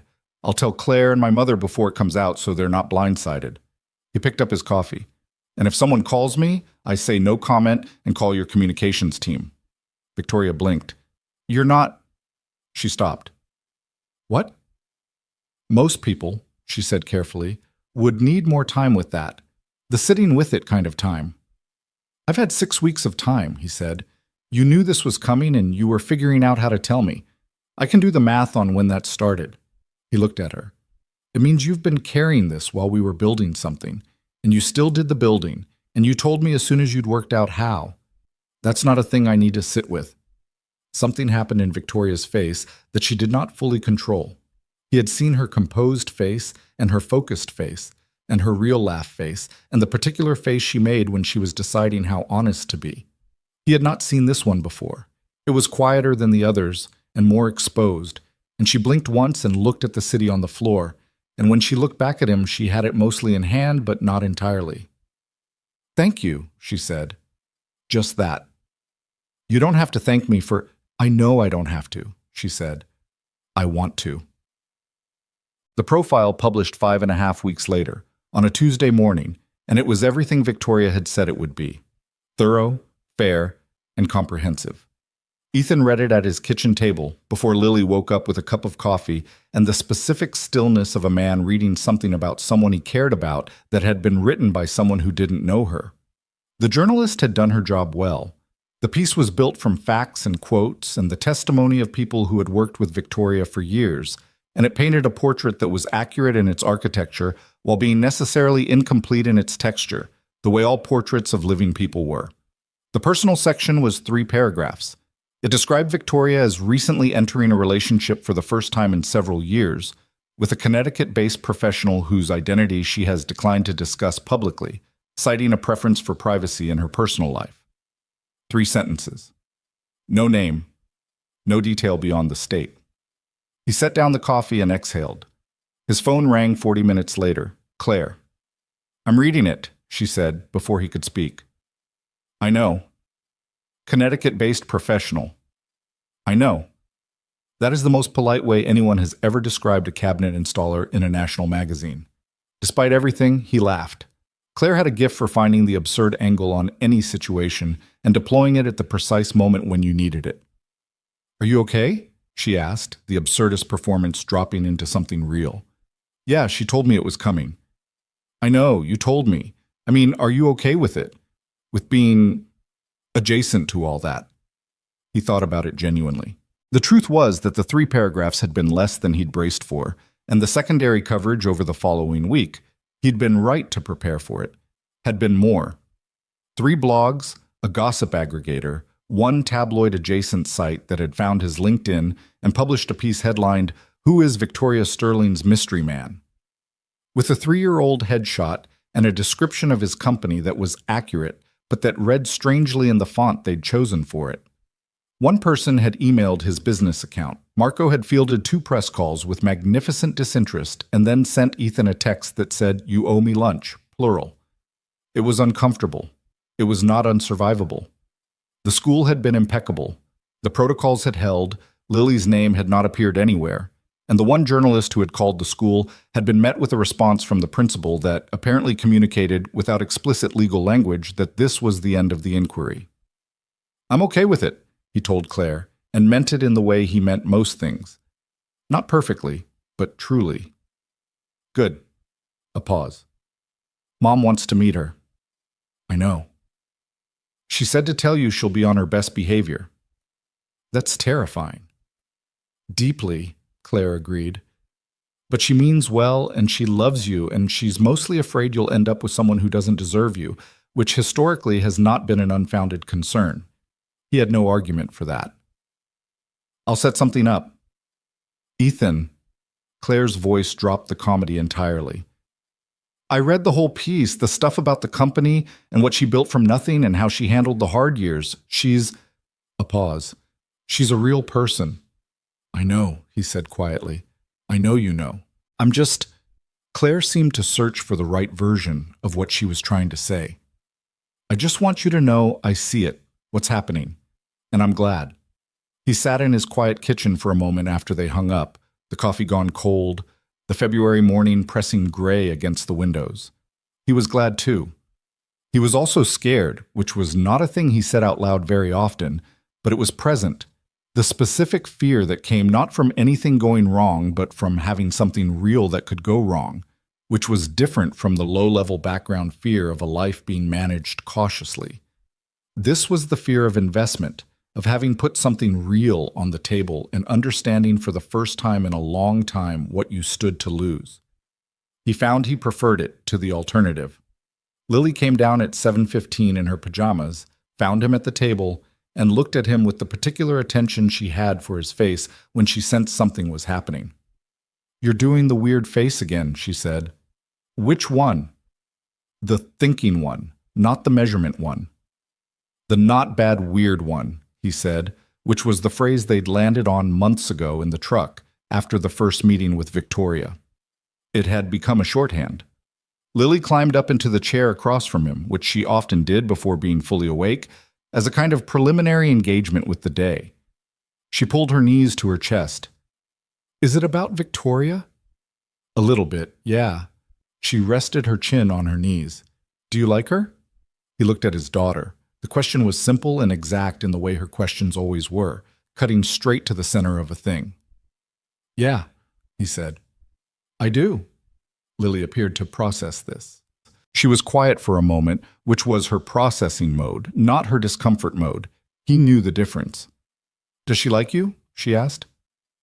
I think so. Does she like me? He looked at her.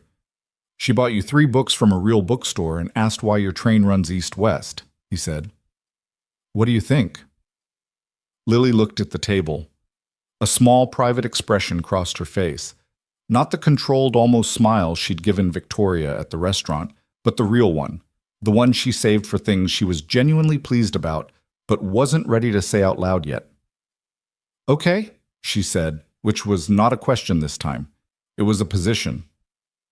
He leaned back in his chair and looked at his daughter in her pajamas at the kitchen table, deciding things at 7:30 in the morning with the same calm authority she brought to architectural decisions about fictional cities. Okay, he agreed. His mother's name was Diane, and she had been a high school English teacher for 31 years before retiring, a fact that explained both her precision with language and her foundational assumption that most situations could be improved by more careful reading. She lived 45 minutes north in Torrington, in the same house where Ethan and Claire had grown up, and she had been managing her treatment schedule with the slightly aggrieved efficiency of someone who found illness administratively inconvenient rather than emotionally terrifying, which the oncologist said was actually a positive prognostic indicator, and which the family had chosen to accept at face value. Ethan drove up on a Saturday in early March, with Lily in the back seat and a container of soup he'd made from a recipe his mother had given him years ago, and that he made slightly differently now and had never told her, which was either an act of love or self-preservation depending on his mood. Victoria met them there. He'd offered to pick her up, but she'd said she'd rather drive herself.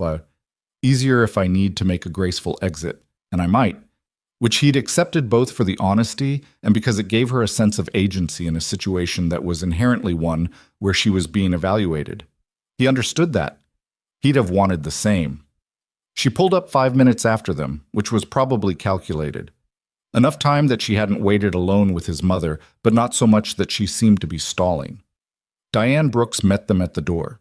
She was 63, small and upright, with gray hair she'd never bothered to do anything with, and glasses she wore consistently, and reading glasses she wore on top of those when the situation demanded it. She had Ethan's quietness and Claire's directness, and a personal warmth level that existed entirely below the surface of her expression, which strangers sometimes misread as coldness. She looked at Victoria for a long moment. Victoria looked back. Diane said, Claire told me you argued a room of 40 investors down. Were you right? Yes, Victoria said. How do you know? The model they wanted to fund failed within 18 months. Mine didn't. Diane considered this. That's evidence, not certainty. It's the best available kind, Victoria said. Something in Diane's posture shifted by approximately 2 degrees toward approval. She opened the door wider. Come in, she said. The soup is already on the stove, Ethan. I knew you were bringing it. Mom, it's the same recipe, just slightly different aromatics. I noticed 2 years ago. She walked inside without looking back. Lily, come help me with the bread. Lily appeared at Diane's side with the allegiance of a child who had known her grandmother's kitchen her entire life and considered it a personal territory. They disappeared toward the back of the house. Ethan stood at the door with Victoria. She looked at him. She noticed the aromatics, Victoria said carefully. She was an English teacher. She notices everything. Is that? Victoria glanced toward the kitchen. Am I? She opened the door wider, he said. With my mother, that's the equivalent of a standing ovation. Victoria looked at him for a moment and then made the sound, the uneven, slightly helpless one, that he had come to understand was her laugh when something genuinely surprised her. They went inside. Lunch was not simple. Diane asked Victoria questions with the directness she applied to everything.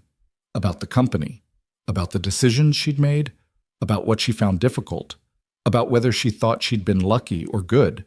Victoria answered all of them straight, including the one about luck, which she said was real and present, and something people who claimed their success was entirely merit-based were either lying about or hadn't examined carefully enough, which made Diane set down her spoon and look at her with an expression Ethan recognized as the one that meant, I am revising my assessment upward.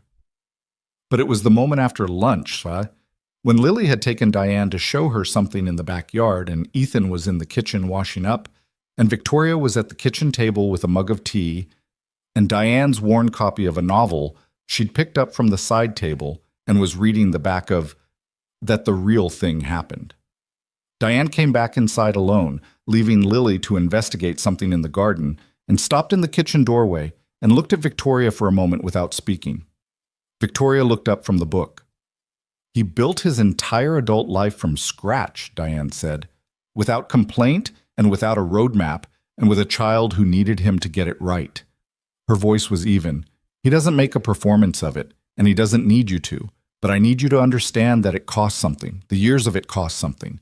And he doesn't always know how to protect himself from things that could take that apart. Victoria held eye contact. I know, she said.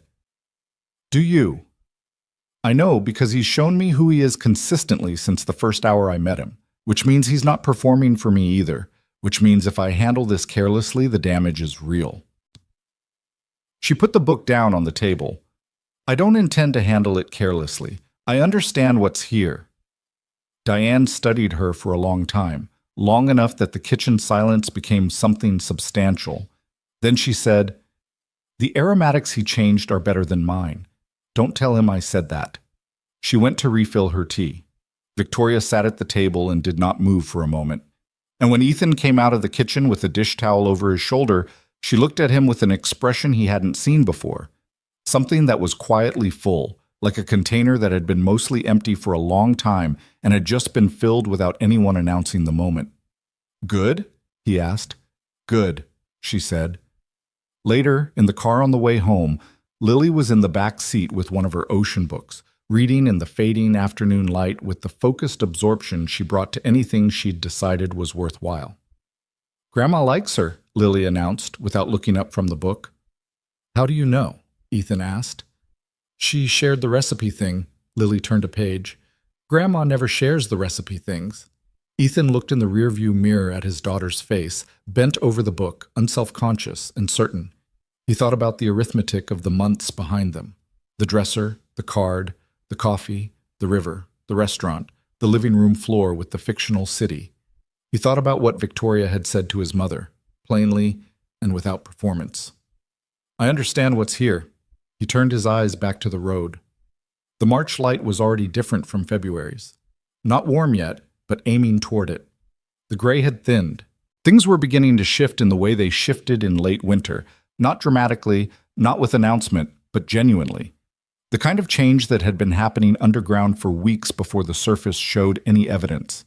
He drove, and Lily read, and the road went north to south, and the late afternoon laid itself across the Connecticut fields in long, flat bands of pale gold that almost felt like the beginning of something warmer. Spring came to Connecticut the way it always did, reluctantly, in fits and starts, with 2 warm days followed by a cold snap that made you feel foolish for having put away your winter coat. By April, the crocuses were making their argument along the front walk of Ethan's house, small and insistent in the half-frozen ground. And Lily had started leaving her jacket at school with a frequency that suggested she found the whole concept of seasonal transition personally inconvenient. The months between March and the following December were not without their difficulties. Ethan had understood, somewhere around the 3rd month, that building something real between 2 lives as structurally different as theirs was going to require a level of deliberate construction that made his most complicated cabinet installations look straightforward by comparison. The difference was that cabinetry had plans. This did not. There were arguments. Not the dramatic kind. Neither of them was built for dramatic, but the kind that came from 2 people with strong operating systems trying to run in the same space without sufficient documentation. The first real one happened in April, about 6 weeks after the lunch at Diane's, and it started over something that seemed minor and revealed something that wasn't. Victoria had been in Hartford for 3 days. On the second evening, she'd mentioned, almost in passing, that she'd spoken to her real estate agent about properties in the Hartford area. Just looking, she said, getting a sense of what was available. She said it the way she said many practical things, with the efficient neutrality of someone reporting a logistical step. Ethan had gone quiet in a way she'd apparently noticed but misread. "It's not," she started. "I'm not trying to move fast. I just thought you made a decision about your living situation as it relates to us," he said carefully, without mentioning that you were thinking about it. She looked at him. "I said I was just looking. You talked to an agent, Victoria. That's not just thinking about it." The kitchen was very quiet. She had the expression she got when she was deciding whether something was a real criticism or a misunderstanding, running it through her internal assessment. "You're right," she said after a moment. Not quickly, with the slowness of someone who was actually deciding whether it was true before saying it. "I moved on it without looping you in, and I should have. I think I did it that way because—" She paused, and the pause had more in it than usual. "Because I've spent 8 years making decisions about my life unilaterally, not out of inconsideration, out of practice. There was no one to loop in." He looked at her. The kitchen light was on, and it was getting dark outside, and the house was quiet because Lily was at Claire's for the night, and the specific intimacy of the 2 of them in this space, without the buffer of a child's presence, made everything slightly more exposed. "I know that," he said. "I'm not accusing you of bad intent. I'm telling you it landed wrong." "I understand." She set her hands flat on the counter. "I'm going to get this wrong sometimes. The recalibration from operating alone to operating with someone, I'm working on it, but it's not going to be perfect." "I know. I'm going to get things wrong too." He looked at her. "When I get them wrong, I need you to tell me directly, not manage around it." "I will." A beat. "Are we okay?" "We're okay." And then, because he was who he was, "You should have told me you were thinking about it, not because I need to control it, because it's something we should think about together." She held his gaze. "You want me closer." It wasn't a question. He answered it anyway. "Yeah." She nodded once with the decisive weight she gave to things she'd arrived at honestly. "Okay." They didn't resolve it that night into something neat because neat wasn't the point. What they did instead was stay in the kitchen and make dinner together. A collaborative production that involved 2 people learning each other's habits in a shared physical space, which had its own kind of negotiation, its own minor frictions, and small accommodations. She had an infuriating tendency to start 3 things simultaneously and trust that it would all come together. He had an equally infuriating tendency to finish one thing completely before beginning the next. They made pasta carbonara with the patient tension of 2 people discovering that compatible did not mean identical, and it was good. And the argument that wasn't quite an argument settled into something more honest than it had been before it happened. That was, Ethan thought later, the thing about the hard conversations, the ones you didn't avoid. They didn't make things easier exactly, but they made things truer. And true was more useful than easy when you were trying to build something that held. Victoria found a property in May.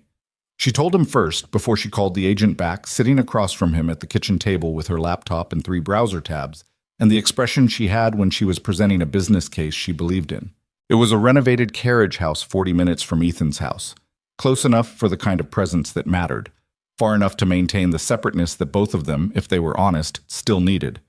Her main residence remained in San Francisco. This would be what she called a base, which was a word she chose carefully to mean something less permanent than home, but more intentional than temporary. 40 minutes, Ethan said. I can do it in 35 on a good traffic day. You're going to get a speeding ticket within the first month.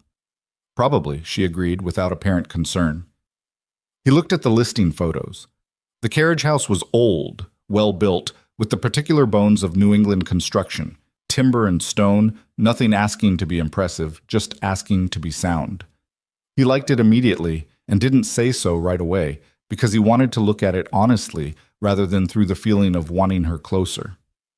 The kitchen needs work, he said. I know. I could do it. She looked at him. You don't have to. I know I don't have to. I'm saying I could. It's what I do. He handed the laptop back. Let me look at the space before you commit. I want to see the walls. She got the carriage house in June. He looked at the walls in May. They were fine. Better than fine, original plaster over lath, the kind that meant the structure had been cared for. He told her this standing in an empty room that smelled like old wood and potential, and she listened to him talk about load-bearing walls and cabinet placement with an attention that he had come to understand was one of her forms of affection, the way she went fully present when something you were saying mattered to you, regardless of whether it was her domain. He installed the kitchen over 3 weekends in July, with Marco's help on the second one. It was not a paid job, and Marco charged him half a case of beer and the right to never let him forget it, which Ethan accepted as a fair rate. Lily came the 3rd weekend and declared the result significantly better than a lamp, which in her architecture was the highest available compliment. Victoria stood in the finished kitchen on a Sunday evening in late July with a coffee that the new appliances had made and looked at the counters and the cabinets and the way the light from the window above the sink fell across the tile, and she said very quietly, "You built this." "We built it," he said. Technically, it was there before. "You know what I mean." He did. He let it stand. The summer moved differently than the winter had. Less urgent in its discovery, more comfortable in its accumulation. Victoria learned Lily's rhythms, the morning quiet that meant she was still processing the day ahead and shouldn't be rushed, the specific hunger that appeared at 4:30 that Ethan addressed with such automatic efficiency that Victoria started keeping the right snacks at the carriage house on the weekends Lily was there. Lily, for her part, added Victoria to her functional world with the pragmatic acceptance of a child who had already decided the verdict and wasn't going to keep relitigating it. It was not always simple. There were evenings when Victoria's work schedule invaded the weekend in ways that were unavoidable and that Lily noticed without comment, but with the particular quiet that meant she'd filed it. There were mornings when Ethan's own mood was shorter than it should have been for reasons that had nothing to do with either of them. A difficult job, a bad night's sleep, the low-grade persistent worry about his mother that lived just below the surface of his ordinary days. And Victoria had to learn the difference between the kind of quiet that wanted company and the kind that needed space. She got it wrong twice before she got it right, and she told him directly when she thought she'd misread it, which was the right approach and which he appreciated more than he said. Lily's relationship with Victoria developed in the specific lateral way that children's real relationships developed, not through big moments, but through the accumulation of small, repeated ones.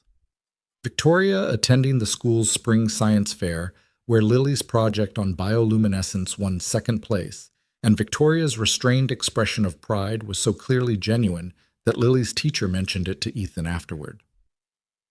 Victoria sitting on the living room floor on a rainy September Saturday, while Lily explained a modification to the city's transit system with a new elevated rail line, and Victoria asking, without performance, whether the line had been engineered for the terrain or whether the terrain had been modified for the line, and Lily staring at her and saying, "You're the only adult who asked that," and Victoria saying, "It's the right question," and Lily saying, "I know."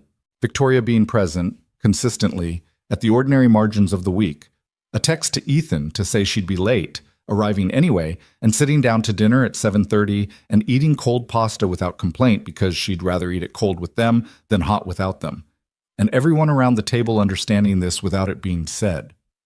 There was an evening in September that Ethan would come back to for a long time after, not because it was dramatic, but because it was the opposite of dramatic. Victoria had been in San Francisco for 2 weeks, a stretch that was longer than usual because of a board meeting and a product launch that had overlapped in the way things did when your business operated across multiple time zones. She'd arrived back at the carriage house late Thursday night and driven to Ethan's on Friday after his workday, and they'd eaten dinner, the three of them. Take out Ty, because it was Friday and no one was cooking on a Friday. And after dinner, Lily had fallen asleep on the couch watching a nature documentary about the deep ocean, which she'd chosen herself and which had apparently proved too soothing to resist. Victoria was the one who noticed first.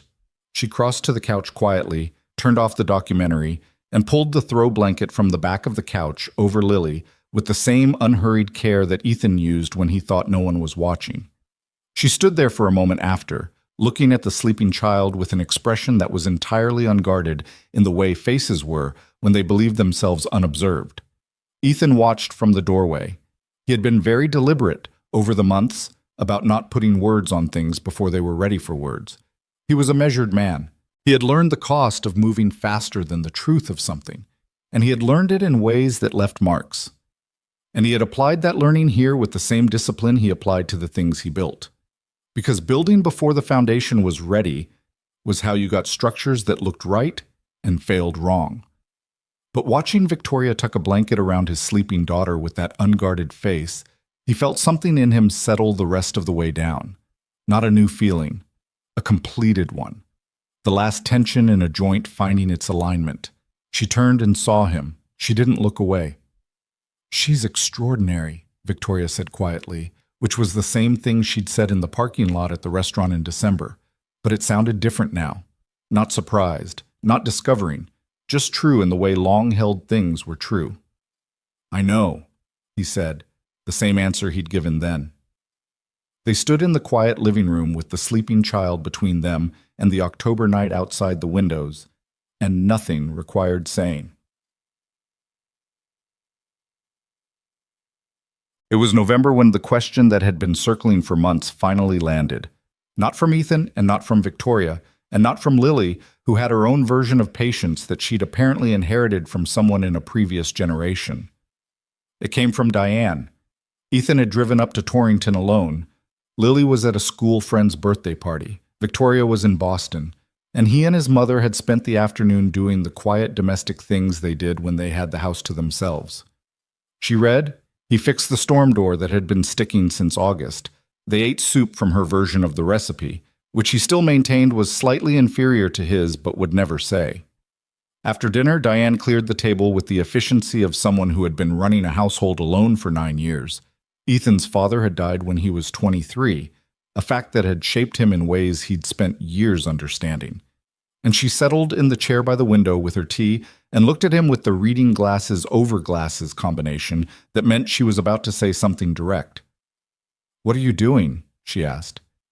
He looked up from his coffee. "I'm sorry?" "With Victoria. With the situation." She set her tea down.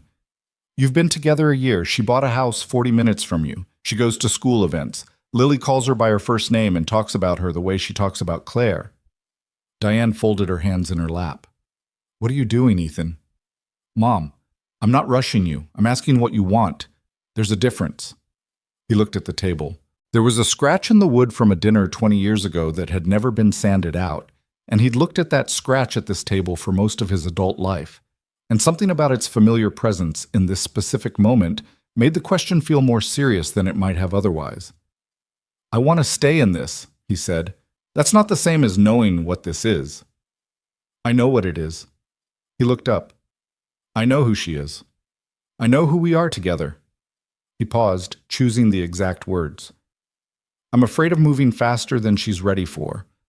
Her life is structured around herself. And that's not a criticism, it's a history. She's been alone at the center of her own life for a long time. And coming into ours, into Lily's, is something she's doing carefully, and I respect that. And I don't want to... Ethan, Diane's voice was patient but precise. Has she said she's not ready? He stopped. Has she indicated in any way that she's moving as carefully as you're assuming she is? He thought about Victoria at the carriage house in July, standing in the kitchen he'd built and saying you built this in the voice she used for things that mattered. He thought about September and the blanket. He thought about the way she talked about Lily, not as his daughter, which she always had, but lately as Lily, the way you used a name when someone had become a specific person to you rather than a role. No, he said slowly. Then what you have, Diane said, is a story you're telling yourself about caution that is starting to look a lot like fear. He sat with that. His mother picked up her tea. I was careful after your father died, she said, in the even tone she used for things she only said when they were genuinely necessary. I was careful for 6 years. I was careful long past the point where caution was useful and well into the territory where it was just absence dressed up as wisdom. She looked at him. I'm not telling you to hurry. I'm telling you not to mistake one for the other. He drove back to Hartford in the November dark with the heater on and the radio off, and his mother's words moving around in his mind like something that had been stationary and was now in circulation. He had always been a man who thought carefully before he spoke, before he moved, before he committed to a thing. It had served him well, mostly. It had also, he understood in the car on 44 South with the bare trees going by in the headlights, kept him at a particular distance from his own life at moments when the life was waiting for him to close the gap. He called Victoria when he got home. She picked up on the second ring, which meant she wasn't in a meeting, which at 8:30 on a Thursday meant she was at the Boston Hotel doing the reading she always did at the end of workdays. How was your mom? She asked. Good. She said something I need to think about. A pause. Good something or difficult something? Both, he said, the kind she specializes in.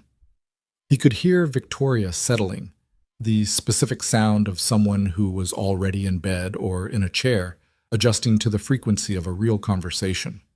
He had learned to love that sound, the settling in. Tell me, she said. So he did.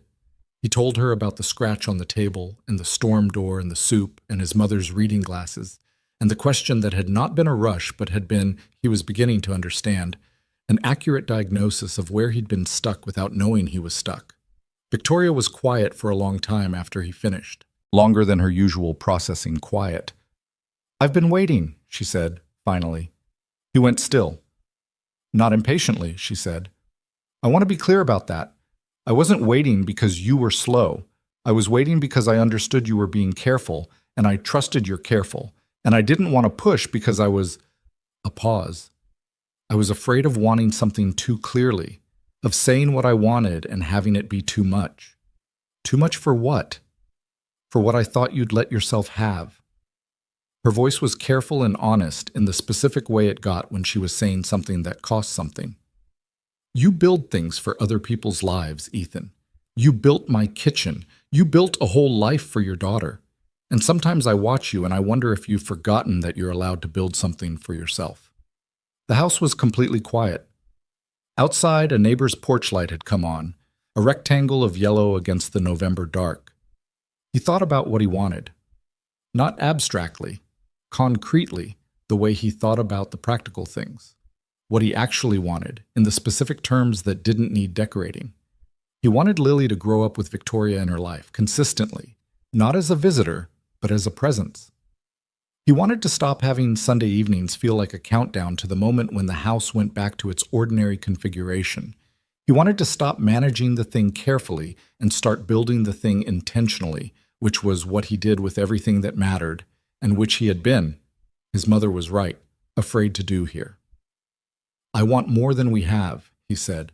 I want us to be more deliberate. About the future. About what we're building. He paused. I'm not asking you to change your life. I'm asking whether you want to build something that's ours. something that has both our names on it. The pause this time was different from all the previous ones. It was not assessment. It was not processing. It was the pause of someone who had already arrived at the answer and was deciding whether they trusted the arrival enough to say it out loud. "Yes," Victoria said.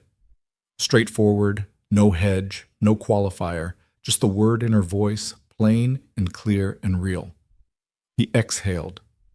He hadn't known he was holding something until he released it. "Okay," he said.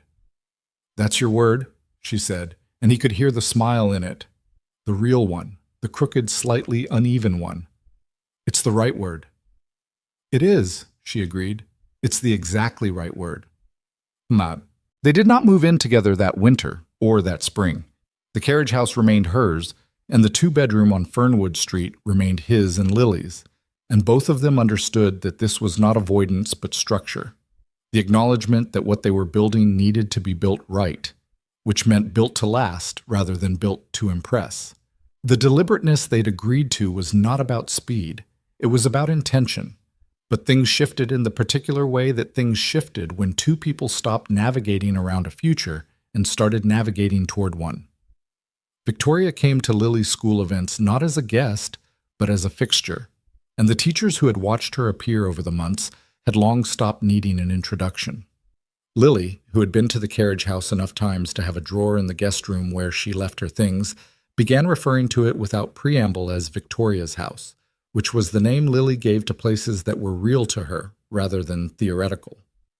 Diane came to dinner twice, and by the second time had moved from approval into the warmer territory she occupied with people she'd fully admitted into the category of family, which she indicated not through declaration but through telling Victoria the correct version of the soup recipe, which Ethan found out about 3 weeks later and chose to interpret as a deeply meaningful gesture.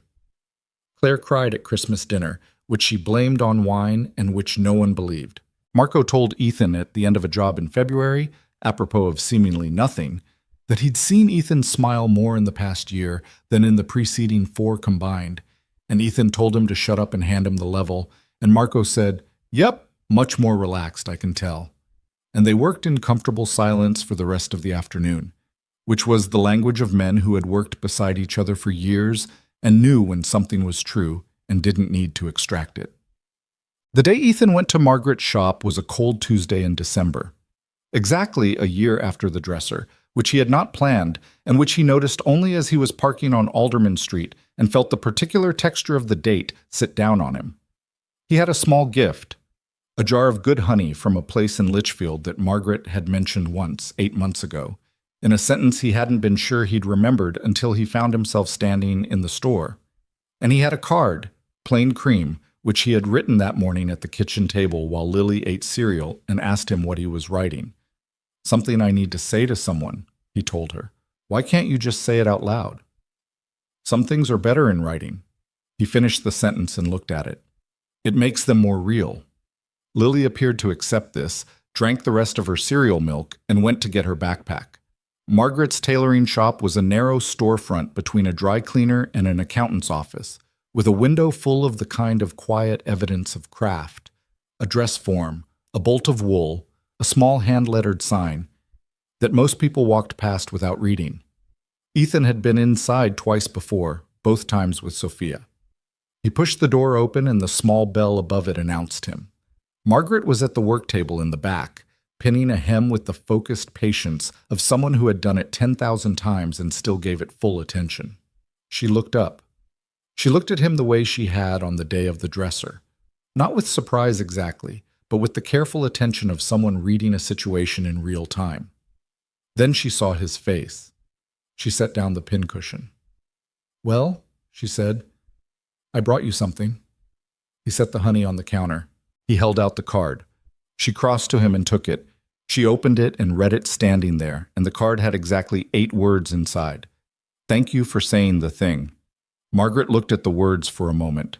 Her expression did the thing that his mother's expressions did. Something happened underneath the composure, briefly and honestly, and then the composure came back around it. She looked up at him. "Is she happy?" Margaret asked. Not "are you happy?" which would have been the expected question. Victoria first, which was the right order for someone who had loved her longer. "I think so," he said. "I think we're getting better at it, both of us." "She called me last week," Margaret said. "She didn't say everything. She never says everything. But she laughed in the middle of the call, and it was—" She paused. "It was her actual laugh, the one I hadn't heard in a long time." He thought about the laugh on the river path, the one that caught her off guard. "Yeah," he said. "I know that laugh." Margaret nodded, folded the card once, and held it. "And Lily?" "She told Victoria she could come to the next thing, the first night they met." He smiled briefly. "She's been inviting her to the next thing ever since." Something crossed Margaret's face that was fond and satisfied and slightly undone. "That child," she said. "Yeah." Margaret looked at him for a long moment. He stood in her shop under the workroom light with the December outside the window and the bolt of wool on the table and the small bell above the door still faintly resonating from when he'd come in. "You know," she said, "I wasn't certain. When I gave you that card, I thought it was right, but I wasn't certain." "Were you scared?" he asked. "A little." She turned the card over in her hands. "I've known Victoria for 8 years, and I've never done anything like that. Told someone she existed in that way, put a door in front of them." She looked at him directly. "I knew what she was missing. I knew what you were. But knowing two things doesn't guarantee they fit." "They don't always fit easily," he said. "No. Do they now?" He thought about the argument in April and the carriage house kitchen and his mother's question at the table with the old scratch in the wood. He thought about September and the blanket and Victoria's unguarded face in the lamplight. He thought about the word yes on the phone in November, plain and clear, without a hedge in it. "Not easily," he said, "but honestly, which is better?" Margaret smiled. It was the same small, unapologetic smile from the day she'd told him the dresser had told her what she needed to know. Except now it was warmer. The smile of someone whose bet had come in, not in the way of a gamble won, but in the way of something believed in that turned out to be true. "Go home, Ethan," she said. "You have people waiting." He did. He had a daughter who needed picking up from school, and a woman 40 minutes away who had texted that morning to say she was cooking dinner at the carriage house, and that she had made an optimistic attempt at carbonara, and that he should manage his expectations accordingly, which made him smile at his phone in a way that Marco would absolutely have noted and commented on. He went back out into the December street. The cold was the same as last year, the same gray sky, the same gap between collar and jaw, but it felt, he thought, different, not warmer. Just less like something to endure and more like something to simply be in, which was a distinction that probably sounded small and was not. He sat in the truck for a moment before starting it. He thought about what a year did to a person when you let it. Not the calendar kind of year, the kind built from specific things. A dresser too heavy for one person to move, a card with 8 words on it, and a woman brave enough to say the things she wasn't asked to say. A 7-year-old who had decided, with characteristic efficiency, that a billionaire she'd met over soup was worth a second look. A mother who had asked the right question at the right table. A phone call in November in which one word had changed the quality of everything that came after it. None of it had been clean. None of it had gone to plan, mostly because there hadn't been a plan. Just two people feeling their way towards something real through the ordinary mess of imperfect lives and competing demands, and the specific, stubborn difficulty of trusting something you couldn't control. That was the thing, he thought, that no one told you clearly enough, that the worthwhile things didn't arrive in order. They arrived in dresser-shaped packages, in cards slipped into your hand in a half-painted room, in the slightly crooked smile of a woman trying not to show you that she was nervous, in a 7-year-old's matter-of-fact invitation, "You can come next time." They arrived in the small, repeated moments that didn't announce themselves as important until you looked back and understood that they were. They always had been, and the only mistake would have been not showing up for them. He started the truck. He had somewhere to be.